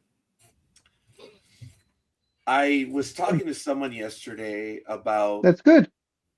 yeah, I was, that the Angels are responsible for the walk-up song. I told this to Big Dog that I happened to be at a game in 1986, and there was this Toronto Blue Jays player. His name was Junior Felix. And every time he was in the outfield, in between innings, they would, whenever he would catch the ball, they would start Felix the Cat. I thought it was kind of cool. They weren't messy with him. It was just cool. His name was Junior Felix. And this is at Anaheim, of all places. Whenever Junior would catch the ball, they would play Felix the Cat. It started in Anaheim, the whole idea of giving a person a particular song. And some could say, well, it actually happened in Major League. Well, I don't know. It was about the same time. When was Major League? 1986 was Junior Felix. Major League, when what's-his-face entered from the stadium, Wild Thing was unreal. I think it was 89 Major League. Let me check. Yeah. But the idea of giving a player a song that for the walk-up started with the Angels. And it was done for an opposing player, which was really kind of neat. I thought it was so cool because as a kid, you hear Felix the Cat, you're like, hey, what's going on? And I was in right field. I'm like, oh, dumbass, Junior Felix. That was funny. I got it right away. I can remember the tune. I can remember the song, Felix the Cat. I can go through your brain, you know. It's a catchy little tune, and they weren't making fun of him. His name was Felix. It was kind of cool. So Major League did come out in 1989. Yeah, that was right. And him with Wild Thing. Oh my God, that was one of the greatest intros of all time. Hell's Bells for the reliever from the San Diego Padres. Wow. But Major League brought it to the fore where they gave players songs, but it was being done by the Angels back in 1986. So Speedy will give us an Angels in the Outfield quote very soon. No, he won't. He's gone old. I wonder if Major League, I'm pretty sure they do because, I mean, everyone else does, so I wouldn't figure out they wouldn't. I wonder how much you have to pay per song that they play when they use it. Do they get into a contract with the? Yes. Yeah, they do. It's not that really expensive because I think some songs go for like $250 for a one time at your event. So you could license a lot of music starting at about $250, like for one day or something. So yeah. It's not as expensive as you think, Big Dog. They're like, hey, acknowledge who we are, pay your license fee, and stick within the rules. And you actually, do you know where an entrance song really originated? I didn't open any windows. You were losing me, Big Dog. Pro wrestling. Yeah. Started that. Yeah. In fact, it was the Von Erichs back in Texas in the mid '80s that they started playing entrance songs, and then it caught on. And then Vince McMahon with WWF at the time caught on, and that's when he started playing Bruce Springsteen and all the major artists started playing it. And then after about 5 years of doing that, all the artists were like, "Hey, they're playing our music, and we're not getting the money from that. When they play the music on the radio, we get money. Why can't we get?" So pretty much it was a class action lawsuit against the WWF saying, hey, we want our, as Clerk Hero would say, we want our Quan.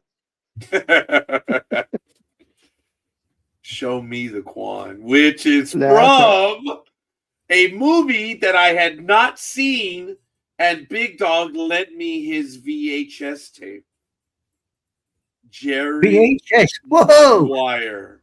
Hmm, Jerry excuse me. Maguire. That was a great movie, man. Jerry Maguire, man. Gee, I still believe that is one of Tom Cruise's finest movies. What You was still that? using VHS? No, this was back when VHS was being used. I lent it to him. Oh, I was going to say, it's just unusual to hear somebody mention the word the letters VHS, because a lot of people don't use them. I mean, I still do. I've got all my Star Trek on VHS, so I have to use. You're right, DMF. Show that to a Gen Zer. They're not going to even know what it is. Oh, come off it. I can still remember a program on British television. It was a local news program, and they had a 45 single, and they showed it to a 10-year-old. And the first words out of his gob was, "What computer does that go in?" Oh, okay. And I thought, are you for real? When I was your age, I was going to, pardon the pun, I was going to Woolworths in Andover with my 50 pence to buy the bloody single because I wanted it. I think Big Doug and I did the same thing at Woolworths. Yeah, Woolworths, Zodi's. Well, I remember that Woolworths still had the restaurant in it. Yes. The cafeteria.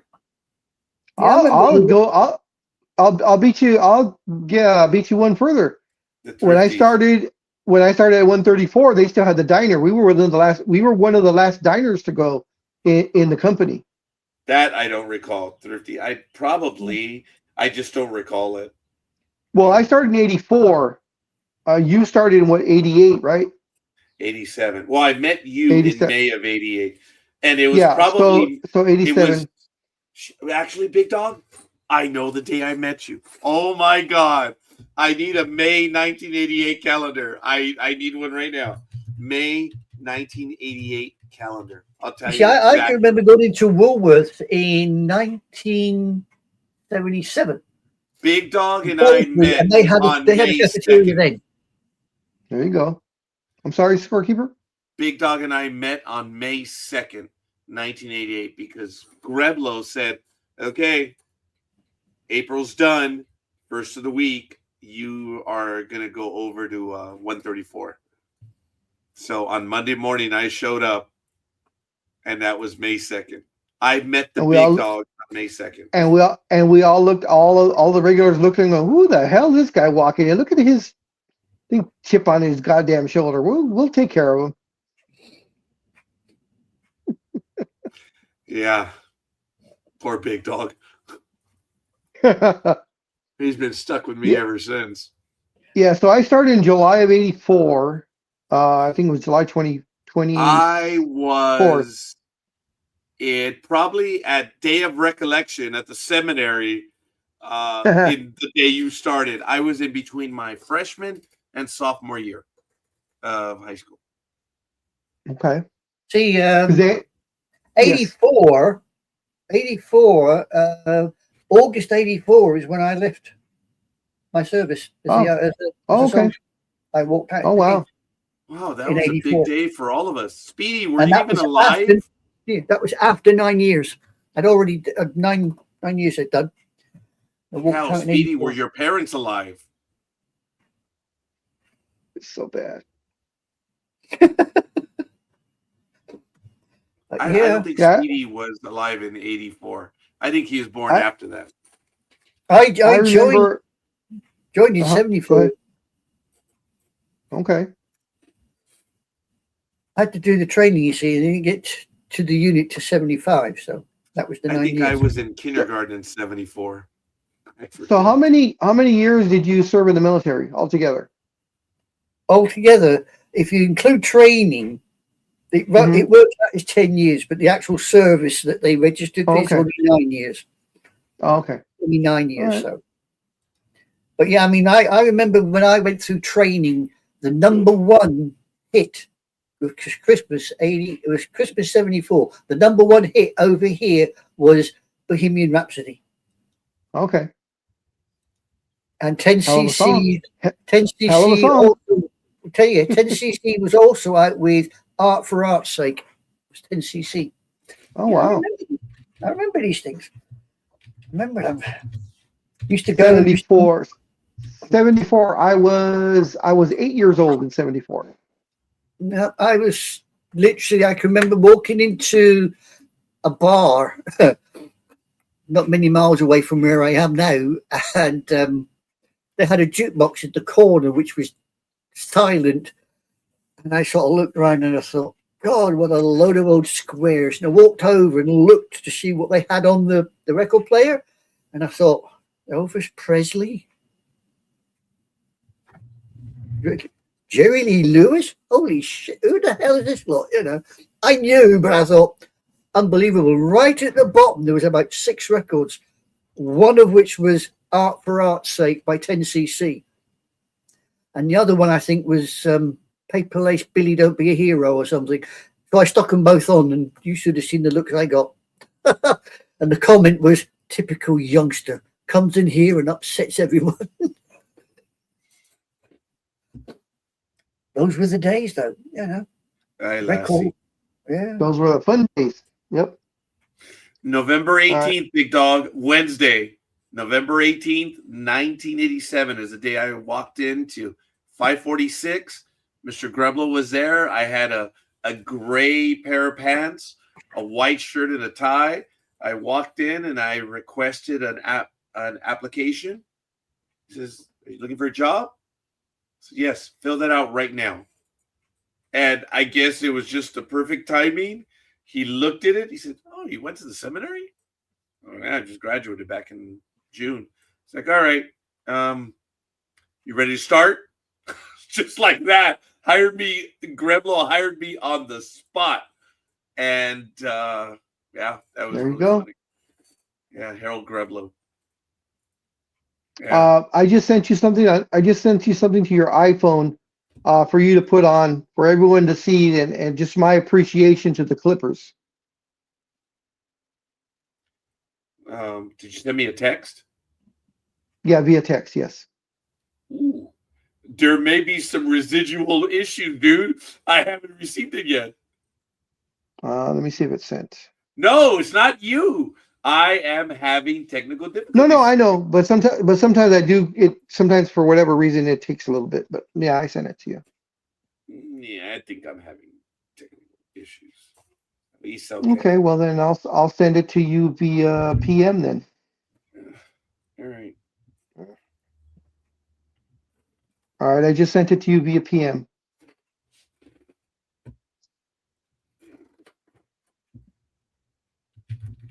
Speedy, where are you? Do we know how Roz is doing these days? We have less than an hour, Speedy. Roz, do we know how she's doing these days? Oh, well, She's doing pretty well. Yeah, I spoke to her yesterday. When was the last time you spoke to her, big dog? Probably about a couple weeks. Okay. Yeah, usually Roz and I will speak to each other at least once a week or once every 2 weeks. And I called her yesterday because, well, I guess I shouldn't say. I called her yesterday. We had a good conversation. That was good. Yeah. I love when she answers because there was a lot of stuff going on in her life, and she referred to her things as Game of Thrones-esque when there was a lot of stuff going on. So she has one of the best answers I have ever heard. Okay. Especially if she knows you. She probably does it just for me, but I'll call her. She'll answer, "House of Bran, we keep you regular." Oh my God, that is great. Oh my God, House of Bran. I got a whole load of them that I used to use when I love that one. Pick the phone up. Used to have all sorts of things like that. What was it? We used to have "Good morning, Battersea Dogs Home, Jack Russell speaking." The other one was "You have got through to Stonehenge, Juicy Druid. How may I help you?" That is good. I have 3 of them, and it's super in the mood where I will acknowledge the person if I'm willing to engage in conversation, like I said, the big dog's calling me, I will answer. It's like, morning, big dog. You know, I acknowledge who they are right away or whatever. The other one is, how may I be of assistance? That's another one. And then the last one is, what? I've answered big dog that way a few times. And that's usually, cut the crap. I'm busy. I'm pissed. What do you, it's just, what? And people are like, oh, shit. And at work, I was famous for that. When I was at my desk and they'd say, hey, Rod, what? And they're like, no, not right now, Rod. I need you. Oh, man, it was funny. Those are my 3 responses. And everyone did not want what. Because that meant I was mad. Not mad at you per se. It's just I was in a pissy mood. So I always joke Most with of the time. Rosalind. Yeah, I always joke with Rosalind. Whenever she would pick up the phone, because she almost always picked it up, I would tell her, yeah, Roz, you shouldn't have taken this call. I would always tell her that. And she's like, oh, it's okay. What's going on? She's such a genteel soul. Oh, but she always takes the call. But there were times when I'd say, you should not have taken this call, Roz. Oh, man. Oh, I very rarely see her on Facebook anymore. And I just wondering how she was getting on since, Yeah. Mum passed. Well, she's working on a lot of stuff right now, house-wise. The temperature, the weather has changed, so she's got a lot of work going on. I know that, and yeah, the best thing is we should ask her. You know what? Give me a moment. I'm gonna go silent. I'm gonna invite her on. Oh, I wasn't expecting that, but I was just curious. Anyway, how's life treating you, sir? Oh, it's going just fine. How about yourself? Well, let's just say retirement is somewhat confusing. I don't know whether to stay retired or get off my fat backside and go find a part-time job or something. Yeah, the first few months, the first like 6 to 8 months, you get that feeling because you're just not used to it. You know, like myself, I had been working since I was 15. So, to be, retired, especially when you don't go out on your own, I was forced into it. So that made it even worse. But it was your choice. But it's your choice. But it's still that 6, 8 months, you're like, I'm not used to this. No, see, I beat you by a year. I beat you by a year, to be honest, big dog. I started at 14. So yeah, I'm sitting here and I'm thinking, do I? And then you sit there and you think, money, because what you get from the state ain't that great. So you think, well, am I going to do this? But then, oh man, we will see. We shall see. Yeah. By the way, folks, my phone just came back. I tried calling Roz and it went to SOS again. So I'm like, and now I got like 8 text messages. So I think service just came back. Now I got your text message, big dog. But it's easier. It's on a PM. So yeah. Yeah, I'll do that one in a moment. I am going to call Roz though, because it did not go through. Right. Well, don't forget to mute yourself. Thank you. You're welcome. Oh, it's ringing. Man. He's back again. Whoa, go away, man. What were you doing? You gone eating something, were we? Yeah, I'm about to eat real breakfast too right now. Ah, well, I noticed when you first joined us, you were scoffing, and then you suddenly disappeared, and we tried to talk to you, and we got silence in return. So, food, I see. The calling of food. Speedy, yeah, the mouse. Typical. Always scoffing. Such is life, eh? You come on here just to be abused, don't you, Speedy? and I'll continue it. So, Speedy, are the hated ones going to make a turnaround? Because they're not playing that well right now. I don't know. Hopefully soon. I believe they're 8-10, 8-12, something like that, right? Something like that, yeah. I'm not doing much better. The Angels, I believe, are 500 now, finally, or maybe one game up over. But yeah, I was surprised. Usually your Giants are a little bit higher up, but it is early in the season. So, Yeah, that's true. oh, okay. Scorekeeper's back. Don't say anything. Silence. I'm sending Roz the message right now through the chat. So she's got a moment. I think she's going to join us right now. So it's cool. Let me do it. Sports talk with the guy. There it is. And boom. Okay, I just sent it to her. So She's probably sitting there going, what the hell do they want to talk to me about? no, I told her. I said, hey, you got mentioned on air. So we were talking about that. So I also said, did you guys talk about that last week when I told you guys in chat What? about this guy who says he's a Dodgers fan, but he's pissed that. Oh yeah, that older gentleman. Yeah. Yeah. oh, I don't about think the we talked tickets? about it. Yeah, he No. I guess is not he doesn't have any kind of smartphone whatsoever, does not want to buy one. And he wants the Dodgers to give him hard tickets, which I guess they've moved away from, as almost every other sport has or venue has moved away from. It's very hard to get an actual hard ticket from anybody.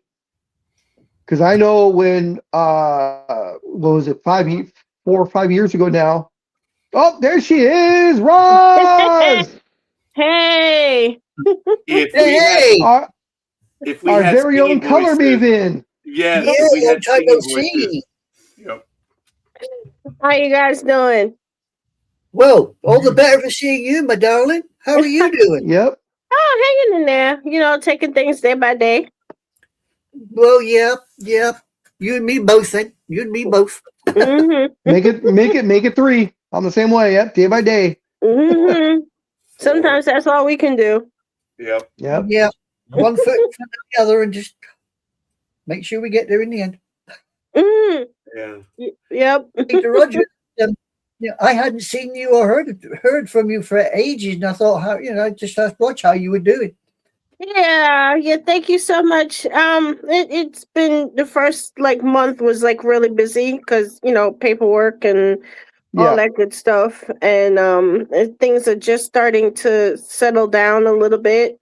So, and now it's the emotional part, Oh yeah. Yeah. Mhm. I get that. Yeah. It's coming up for 2 years for me, and I still do it. Yeah. Walk out the door and think, I gotta go. No, I don't. She's not there. She hasn't been there for 2 years, and I got to think then quick on my feet for something else. So I get it. Yeah. And she, but she has. I've been telling people she has been coming to me in my dreams, Oh really? and yes, and she has made it plain. And I'm gonna quote what she says to me. Why my bedroom not clean yet? Why the house not clean yet? So I know she's watching. And all I can say is I'll get to it, Mom. I promise I'll get to it.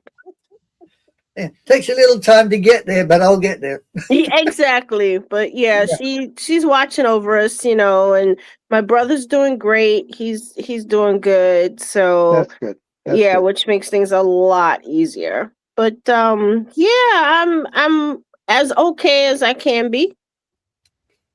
But she answered right away. That's why if you saw me live, Yeah. when she picked Saw up, you I laughing. laughed instantly.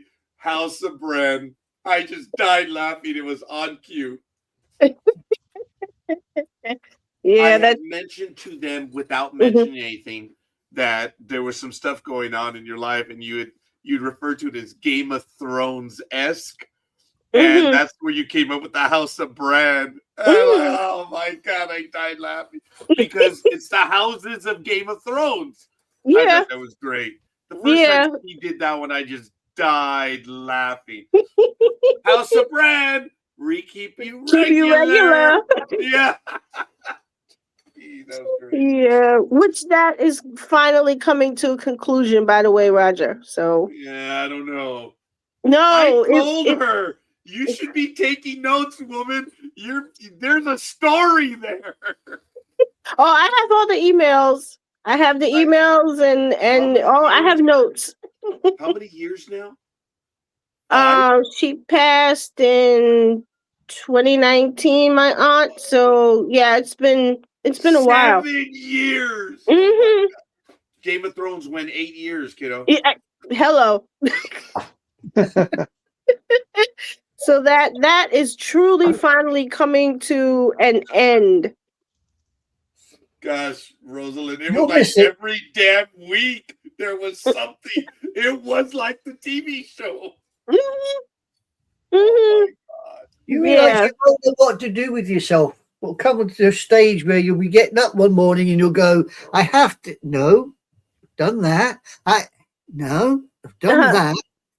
And that's got bugger all to do with me anymore. So don't worry about it. It'll come to you. I'm telling you, when it does, that's when you sit there and you think, what am I going to do now? Exactly. And that's happened a couple of times already. Has it? Oh. Yeah, because I'm like, I'm trying to give away her supplies and pay it forward. And I've been like I had to go into a bedroom to pull some of the supplies out, and I had to go down in the basement, and I went into a bedroom and I'm like, oh wait, we don't need this anymore, so Yeah. yeah, and someone's already offered to buy her sewing machine, which I put on my YouTube channel. But I'm not ready to part with the sewing machines yet. I'm just not Yep. ready for that. I get that. Yeah, it's too soon. So Do you use it? She had tried to teach me to use it, and unfortunately Her Majesty was not patience was not one of her virtues. So that I never really got the gist of it, but she has 2 machines. One is a huge singer, like almost industrial, and the other is what would be considered a portable one, but it's still very heavy. So I may keep the portable one and try and use it for myself. But again, I'm not at that point yet. So Okay. yeah. But yeah, like I said, things are slowly concluding for her, and I just have some paperwork to turn in. And like I was telling Roger, the Game of Thrones is about to enter its final season, so that will be resolved shortly. Wow, Yeah, that's because cool. I've been I've been a devoted follower. Yeah. So once it's resolved, I can talk more about it. But yeah, it was an interesting time of life. I'll say it that way. Yeah, Yeah, that's why a lot you of get people you get think- stages like that where your life seems to, and you think, what the hell? Why me? What did I do? Yeah, go Yeah. pick on somebody else. Anybody else. Just leave me out of it. Exactly. There's some days I just, I have to get up out of bed, but I really don't feel like getting out of bed. And there's some days where I'm full of energy and I want to get stuff done, and then there are other days where I'm just like bumming around the house. I just don't feel like doing anything. And I'm still not sleeping well, which is the other reason why I've kind of like had to seclude myself a little bit, because I'm not sleeping great. But my doctors told me, it's normal for my body to do that Because I'm literally physically recovering from 10 years of caregiving. So Well, yeah, my body, you'll probably find your mind is still working on yeah. Her Majesty still being there, so you're waiting for the call. Mm-hmm. Although she's gone, your mind's still saying, "Wait there, Yeah. it's coming, it's coming," and you know it's coming, but you know, Yeah, it ain't gonna stop. exactly. Yeah, Exactly. I mean, I get it occasionally. As I said, I still get it now. Mum's been gone, coming up for 2 years. Mum's been gone, and I still occasionally pick the phone up and think, "Oh, have I missed?" Yeah. And then Yeah. it dawns on you, and you think, "No." And for me, it's at nighttime because our bedrooms share the wall. So I was literally right next to her in the next room. So now it's like, obviously it's quiet at night. So I'm waking up in the middle of the night, like, wait. And then, it takes a while for me to fall asleep. So, but Yeah. yeah. But everyone's telling me that it's normal. It's part of the process, and not to be too concerned about it. It'll eventually, at some point, I'll be normal. I wouldn't say it fades completely. Right. It does fade, but it will never fade completely. It hasn't for me. After 2 years, I still occasionally get up and think, I won't. You want to, but you can't. That's the weirdest thing, is you want to talk to that individual, but you can't. Yeah. But it'll fade eventually, but it does not go away. True. Anybody, don't go away. Never does. Yeah.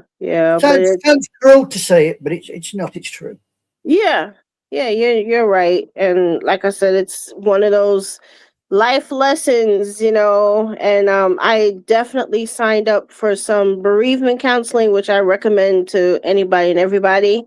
I luckily, her hospice team offers it for free, so it's That's good. yeah, they offer it up to a year after the person passes. You can use their services, so I'm doing that as well, just to make sure I'm not that I'm not tripping. But No, you don't want to be tripping, girl. You don't want to be tripping. No, we don't. The last thing you want to be doing. Yeah. So yeah, everything, I'm as okay as I can be, and brother's doing great, and he's good, and I go in for my next CT scan Tuesday, and fingers crossed they don't find anything. Good luck with that. Yep, blood work. The last blood work I had, I am very close to remission. So they Great. want to do the CT scan just to confirm. And then I'll probably know on Wednesday, because that's my next chemo. So they'll let me know. Well, I wish you luck on all of that. Yep. Thank Nice you. to see you and hear your voice. I've missed it. Aww. I've been posting updates on my YouTube channel, just to kind of help people who are going through the similar things. But like I said, I kind of had to sequester myself a little bit just to get everything kind of settled down before I start, doing a whole lot of stuff. Yeah, I stopped my YouTube because I lost my partner in crime. Yeah, I know. I know. Scorekeeper, you're muted. You're muted, Hello? Scorekeeper. Okay. Anyway, what is your YouTube channel, Roz? Thank you, Big Dog. Oh, it's Shy Rosalind. Just as it's showing in the screen there. Yeah. Yep. I am going to resume my beat and chat show hopefully soon. I've been itching to get back to it, which tells me that I'm almost ready to do a show again. And I've been doing some health and wellness stuff and some caregiving stuff on my channel as well. So there's a bunch of playlists, to pick from. Cool. Yeah, that's why people think we're living in a simulation, because everything is constantly happening. And like this week, I got rid of a bunch of my grandpa stuff and other stuff that I felt I needed, but I'm like, I don't need that anymore. So it helped a Yeah. lot. Place Yeah. Okay. different and feel better in here. You know what was sad? My thing is, I looked through the closet, and it was all of her things, and I was like, oh, it was a little eerie looking through her stuff right now. I'm like, oh my god, Mhm. I was like, stay out of there. Mhm. Yeah. Yeah. The funny thing is, my mother was one of those people. She liked to purge, and every couple of months she'd go through her closet and go through her stuff and purge a whole bunch of stuff. So now it's like I don't have that much to purge, which that's one thing I'm very grateful for. She was a clean freak. Uh, So it's just mostly clothes to donate, and there's some sentimental stuff I have for her, but it's not like, parents who are unfortunately pack rats, and then you go in the house and like, oh my God. That's one problem I'm grateful that I don't have. I'm glad you don't. I had to deal with that growing up. As a matter of fact, God bless Margarita. She had to deal with my pack ratness, and she Mhm. struggled with me all her life. Well, look, The Office. Look at it almost looks empty now because I've emptied boxes. That stuff was hiding the other Star Wars toys. There's Mhm. none over there now because we're fitting supplies in because Rod, I told you, right? Mhm. Where this is now becoming a genuine base of operations. It's not Roger's little place anymore. And I've had to take out a lot of stuff. I've emptied. You know those crates those totes that are on sale in America right now? The black totes with the white lids. Mhm. 8 of them, Roz. 8 Wow. of them have been Wow. filled from in here. And it's stuff that I have. Books, materials, folders. Granted, 2 or 3 of them are stacked with like 3-ring binders and stuff that are empty, but I'm not going to get rid of them yet. But as we move over to digital, I'm going to see what I'm going to need, and I got to get rid of them. Mhm. But I'm also preparing, sadly, for the day that I'm going to have to get rid of a lot of other stuff too.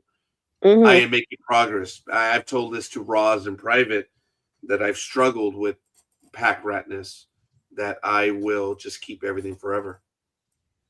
Mhm. And the best way to do it, right, Roz and Aisha, is put something in a box and label it the date.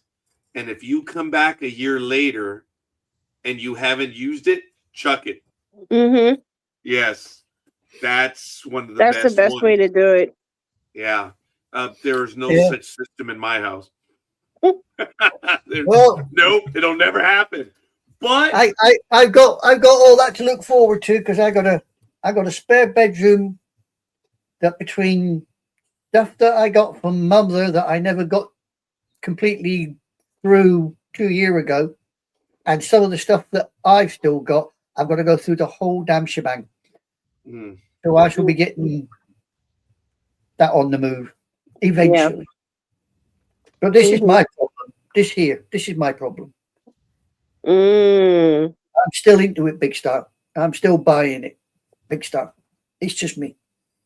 Mhm. And my grandparents, my dad's parents, they had a whole binder full of stamps oh wow. to collect. Yeah. So I've been looking at stamp collectors in the area, and there are some. So There are conventions. I don't mean to be stupid, but believe it or not, stamp collectors show up at gun events because of older folk buying weapons. And you can find them there. They're not always there, but they have stamp collecting. They have collector conventions, right, Ross? Mhm. So you should check one of those out and put it on consignment, Speedy. They'll sell it for you, and they just take a little portion of it.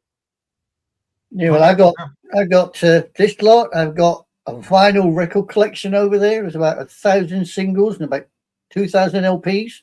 And then I've got a whole load of books sitting out in the corridor. Right there. Well, it's great to see that the vinyls have come back. They've genuinely made a comeback. It's crazy. Yeah. I don't know for how long it's going to last, but CDs, it is actually it's like the floppy disks. They're gone. That technology is never going to come back. That's crazy, because that wasn't that long ago that CDs were the storage medium. Yeah. Oh, you had that. Was it CD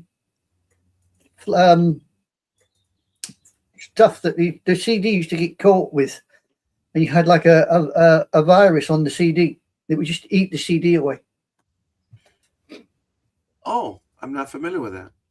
Yeah, there was a time you had to be careful with your CDs. If you looked at your CD, the edge of your CD would turn a weird color, and it would like literally eat the CD away. Oh my God. I wonder if they have that in the northern climes where it's cold and wet. Don't know.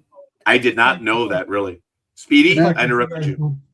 It's like what you guys were talking about earlier with the whole thing with, what do kids know about? I saw a video years ago where the kid was like, what do I do? And his dad's like, dial the number, and he's trying to do it off the rotary phone. He's like, how do I get to the 2? And his dad's like, figure it out. Then his brother jumped in. He's like, I know. So it took them a while, but they got it.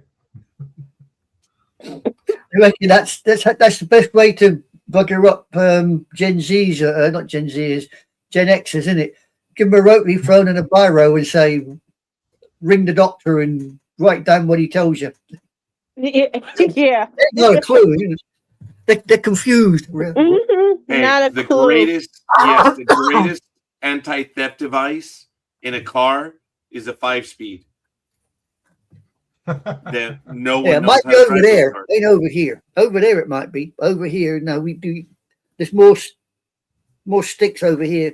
Mind you, that's dying out now because all the electrics are automatic. All these damn electrics. I hate the damn. But Hate your 'em. cars will never be stolen. They're too small for us. What do you mean they're too small? Yeah, your cars are small. Your everything. No, everything is The small. cars are a normal size. It's just because you happen to be supersized. Don't start with me. Our cars are bigger than yours. Yours is a little suitcase. Yeah, but look, I don't wish to drive the Gerald Ford down the high street. I'm quite happy with a little nippy Corvette, or Minesweeper. I don't need a damn aircraft carrier. Wow, that's part of who we are as America. Ladies and gentlemen, very quickly as we near the end of the program, Wendy Luna, Magdalena Trujillo today, Keith DeCandido, the author, birthdays today. Tomorrow on the 19th, William Redding, Corrine Aguirre, Rita Gonzalez, Jennifer Cole. That would have been her birthday on April 20th. Mooch, April 20th. Victoria Conde Ibarra on the 21st. Wendy Angelica Herdman, the 22nd. Michael Bednar on the 22nd. And our very own Michael Day on April 23rd. And then, of course, like Jennifer Cole, my brother Lewis on April 24th. So that's next week. Birthdays coming up. And really kind of cool. Just had to throw that in there. We've got about 20 minutes left. That's why. I have to get going. If you guys want to continue, you're more than welcome. I have Roz, I am so sorry. There is a after tax season event going on today. Oops. Oh. I should have flown you out here. I'm sorry. Yeah, I was gonna say, Raj, fly her in. I aired. I did not let Raul know. I did not let Roz know, and I did not let Josh know. Well, you do realize. Okay. You do realize Roz is now going to get her little juju doll out of you, and she's going to No, sit there. no, she has one. I know she has one out of respect, but Roz, You want a bet? I had no control over this whatsoever. They're just making it happen. I'm like, oh, okay. Oh, I guess we're going somewhere today. So I had no control okay. over this whatsoever. Yep. So So it is our final. Do I have to contact Tywin Lannister? Probably, yes. I need a hand of the king. Yeah. Okay. Because my little office manager and several of the other preparers just said, okay, well, we're going to go and do this one. So, Raj, where do you want to go? I have no say in this whatsoever. I told them. The only thing they tell Roger is bring your credit card. Yeah. Mm. Yeah. And that's Credit fine. card. You know, it was cool. His credit card is sitting in Fort Knox. What are you on about? You don't get to see his credit card? No, Jeez, I was yes. thinking of being a jerk, you know, whether paying with the credit card or paying with the cash. And I was like, be a little too presumptuous to pay with the cash today. But it's all good. He has that black card hidden though in his wallet. Mm-hmm. Yeah, I'm not surprised. Yeah, little secret compartment. That's it. I just got this one actually. So I was a bit surprised. It's a platinum one. I'm like, Jesus, I never had a platinum in my life. But my favorite one is my American Express. As I tell people, I can make money on that card. That is cool. And I can get to like my limits or whatever, make an immediate payment, and I get full credit. I'm like, oh, that. God. No, it has helped me. Seriously. I think I spent like $4,600 over like a 10-minute period because I would make a charge and put 1,000 back in it and then make another charge a few minutes later. Yeah, that was, but I got 3% off of it. So it was okay. Okay. I love my American Express. That's all I'm saying. That's my favorite part. Oh Don't my leave home God. without it. True that. Yeah. I gotta run. My laundry is ready, so I gotta go pick it up. Oh my God, I have to do Alrighty. that too, Roz. I have to go do my laundry. Yeah. Oh, I've just finished mine. Mine's in the dryer. The dryer's just switched off, so I'm all right. Mm-hmm. Just take it out the dryer now and put it away. Hey, Speedy, who does your laundry? Well, we do, but we're gonna start. I think I'm gonna start doing it on Tuesdays or Wednesdays. Who does it? You or someone else? Oh, well, I can't hold it. I can't lift anything heavy right now. So. Oh, okay. So someone is. God damn. Yeah. How heavy are your dirty clothes? Holy shit! That's All right, big dog. Big dog. He's still recovering. Oh, that's good. so wrong. That's why I'm like, he's still recovering. Oh God. But yeah, I Thank you, promise Roz. I'll pop back in soon. I can't tell you an exact date, but I'll pop back in again. Okay. sounds good. Glad you're doing well, Ross. Okay, you guys take care. You Hey, You too. too. I You too. did Bye. joke before you joined us. I did joke where I said Uh-huh. you always took my call, especially the ones where I'm like, "Yeah, you shouldn't have taken this call." Remember? Yeah, but I'm glad you took that call right now, Ross. Thank you. You always do. Okay, I'll talk to you guys soon. All right, guys. Hasta. That's the reason. Bye.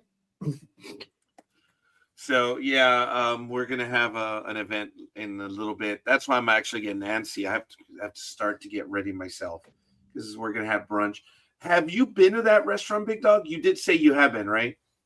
No, that one I haven't been. I'm hoping sometime in the next few months to go, but I think I want to try the one in Irvine rather than Pasadena. I think Irvine might be closer logistically That to one, where right? I am. Fogo de Chao.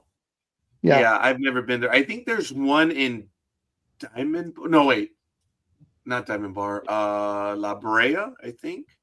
There's somewhere around there, north Or of Brea? Anaheim. Brea? Maybe Brea. La Brea. Brea. No, yeah. Brea. There probably is. I mean, it's a Brazilian restaurant, so they go under a few different names. but I think the most popular of the Fogo de Chaos, I think, is Pasadena and Irvine. Huh. Okay, we're gonna see. I'm looking forward to it. Now, do you like eating exotic meats, or not exotic, but I mean different types of meats? Like, do you like lamb? I know they're real big on lamb there. I will find out. I think I'm gonna try some other stuff. And look, the exotic meats that I ever have, they're at King Taco. And what do I order every time? Carne asada burrito. That's it. And So I I was know- mad because I woke up this morning and I'm like, shit, I don't have my carne asada burrito. Damn it. We go Friday nights and we didn't have one, but we went to Tommy's. Oh my God, big dog, I'm getting old. That affected me. Oh my God. Oh, this was Beef or announced chili just fries? This was announced just yesterday. The Hat will be opening their Las Vegas location on May the 6th. I believe it's 6th or 8th. And it's right off the strip. I believe they said off of Flamingo. So congrats to the Hat. They are gonna go gangbusters there. Yeah, Tommy's did. So did the Hat.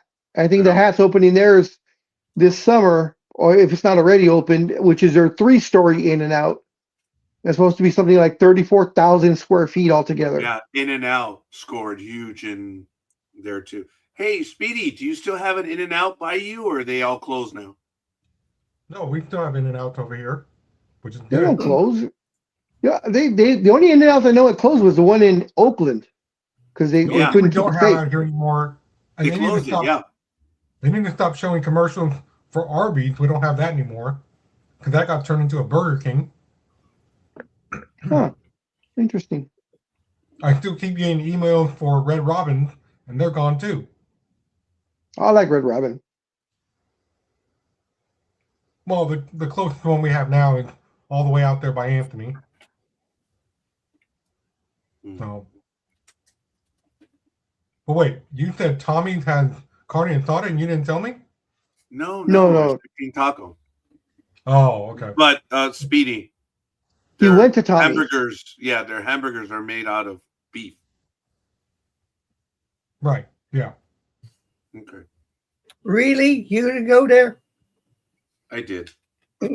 Yeah. Okay. I did. And I'm gonna feel dirty for the next 5 minutes. I'm not saying it would. Really? You're gonna go I there hope you too? I hope you warmed up those chili cheese fries. Hopefully you didn't eat them cold. This morning I did just before I got here, but now they're getting cold again. So, but now I'm finished. So, I just did it to annoy Anime Girl because she says that every program I'm on, I'm eating, and I think I am. That's become my stupid shtick. So you have in the NDB Media universe, you have become the Brad Pitt Thank you. of the shows. Yeah, 'Cause Brad now Pitt it is is- always eating everything in the movie. He's always eating something on his on the movies Yeah. he makes. And Yeah. he's very He- famous in Oceans 11, 12, and 13. Yes, big scene. time. He's always stuffing his face with something. Yes, Yeah. I love the shrimp cocktails in Oceans 12, I think.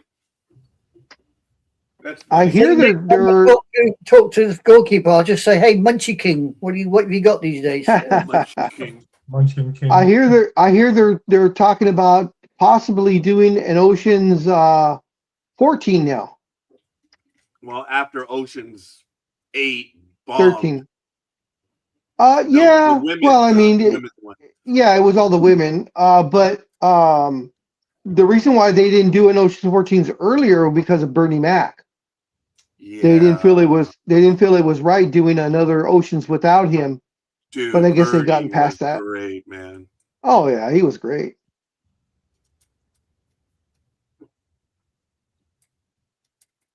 Sorry, folks, I was a bit thirsty. I don't drink coffee anymore, which is a shock. And soda, Show- I am struggling with soda. I had Show one the Clippers yesterday. meme. Oh. Let everybody know the sorrow that I feel. All right, ladies and gentlemen, we are going to take a moment. I apologize. I am moving over to the moment of Whatever. Here we go.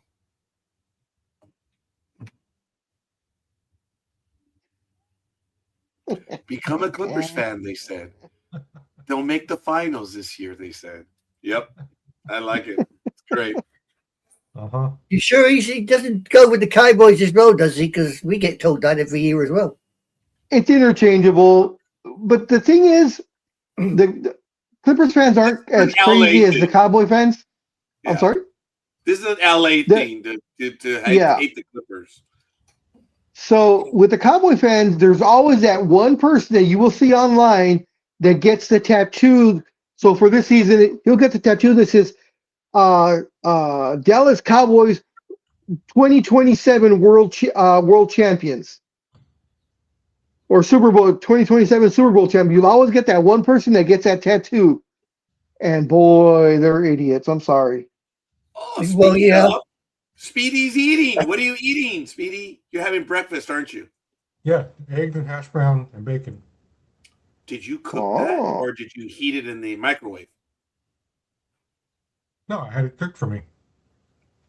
I had to cook for him. I can't get that done over here. Actually, this is an unofficial job posting right now for anyone. I know no one's watching at the moment. We are looking for someone to do housekeeping. Shit, I can't believe I actually did. There it is. It's out of the way. So if someone is interested in doing some housekeeping in the area, you may contact me because we are looking for a housekeeper. So anyway. You just can't go in Roger's room. That's not allowed. Not anything in there. No, you can go into his room. You just can't go into his closet. That's where all that stuff is. Yeah. All the Star Trek uniforms are in there. You know, the red shirt, the gold shirt, the red and black one is in there right now. Yep. Along with the base. Oh, I have my Yankee jersey here today, but I was like, nah, I'm not going to flaunt it. I'm not. I saw the game last night. Roger doesn't wear red shirts because they always end up getting snuffed. So I don't know what he's doing with his red shirt on. Well, exactly. The Yankees. Where are the Yankees? The Yankees are on a little skid, aren't they? What? The Yankees are 11-9. They are only 3-7 in the last 10 games. Yep. They won yesterday, so it was good. Did they beat the Angels? Did they beat the Royals. Yeah. Oh, huh? Oh yeah. The Yankees beat the Royals 4-2. So here are the big three. The Yankees beat the Royals 4-2. The Dodgers beat the Rockies 7-1, and the Los Angeles Angels of Anaheim. Oh, excuse me.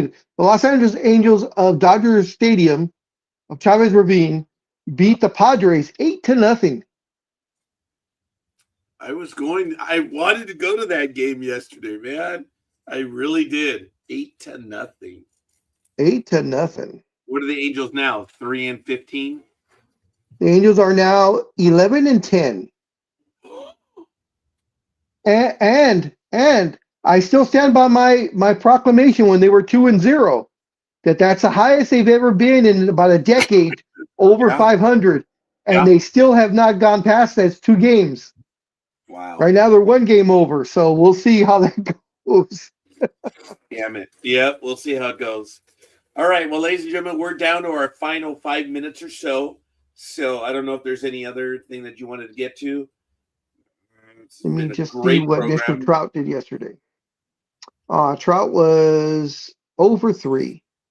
Okay. Yeah, but they won 8-0. That's awesome. So who, in your opinion, scorekeeper, is the number 1 player on the Angels team? Much as I'd like to say it, I know it's not Trout anymore. No, Trout may be the most inspirational player. I think it is Trout. Yeah. Still think it's Trout? Yeah. Okay. I would take no. Oh, wait. Ahmed or the right fielder. Actually, no. I would take Trout. Adele? Yeah, he's good. Yeah, he's scorching it right now. Yeah, he was DH yesterday. He was 2 for 5. He's batting 302. Trout's having a slow start. He's only batting 236. But I don't worry about that. I mean, I'm just happy he's healthy. Yep. Oh my goodness, Sydney Sweeney is back? What is she doing now? An X-rated boxing biopic. Excuse me? Okay. Yeah, she's older now. It's a number Oh yeah, drama. yeah, she's HBO yeah, Max. yeah, she's like 25. Yeah, she's really older. Sydney Sweeney.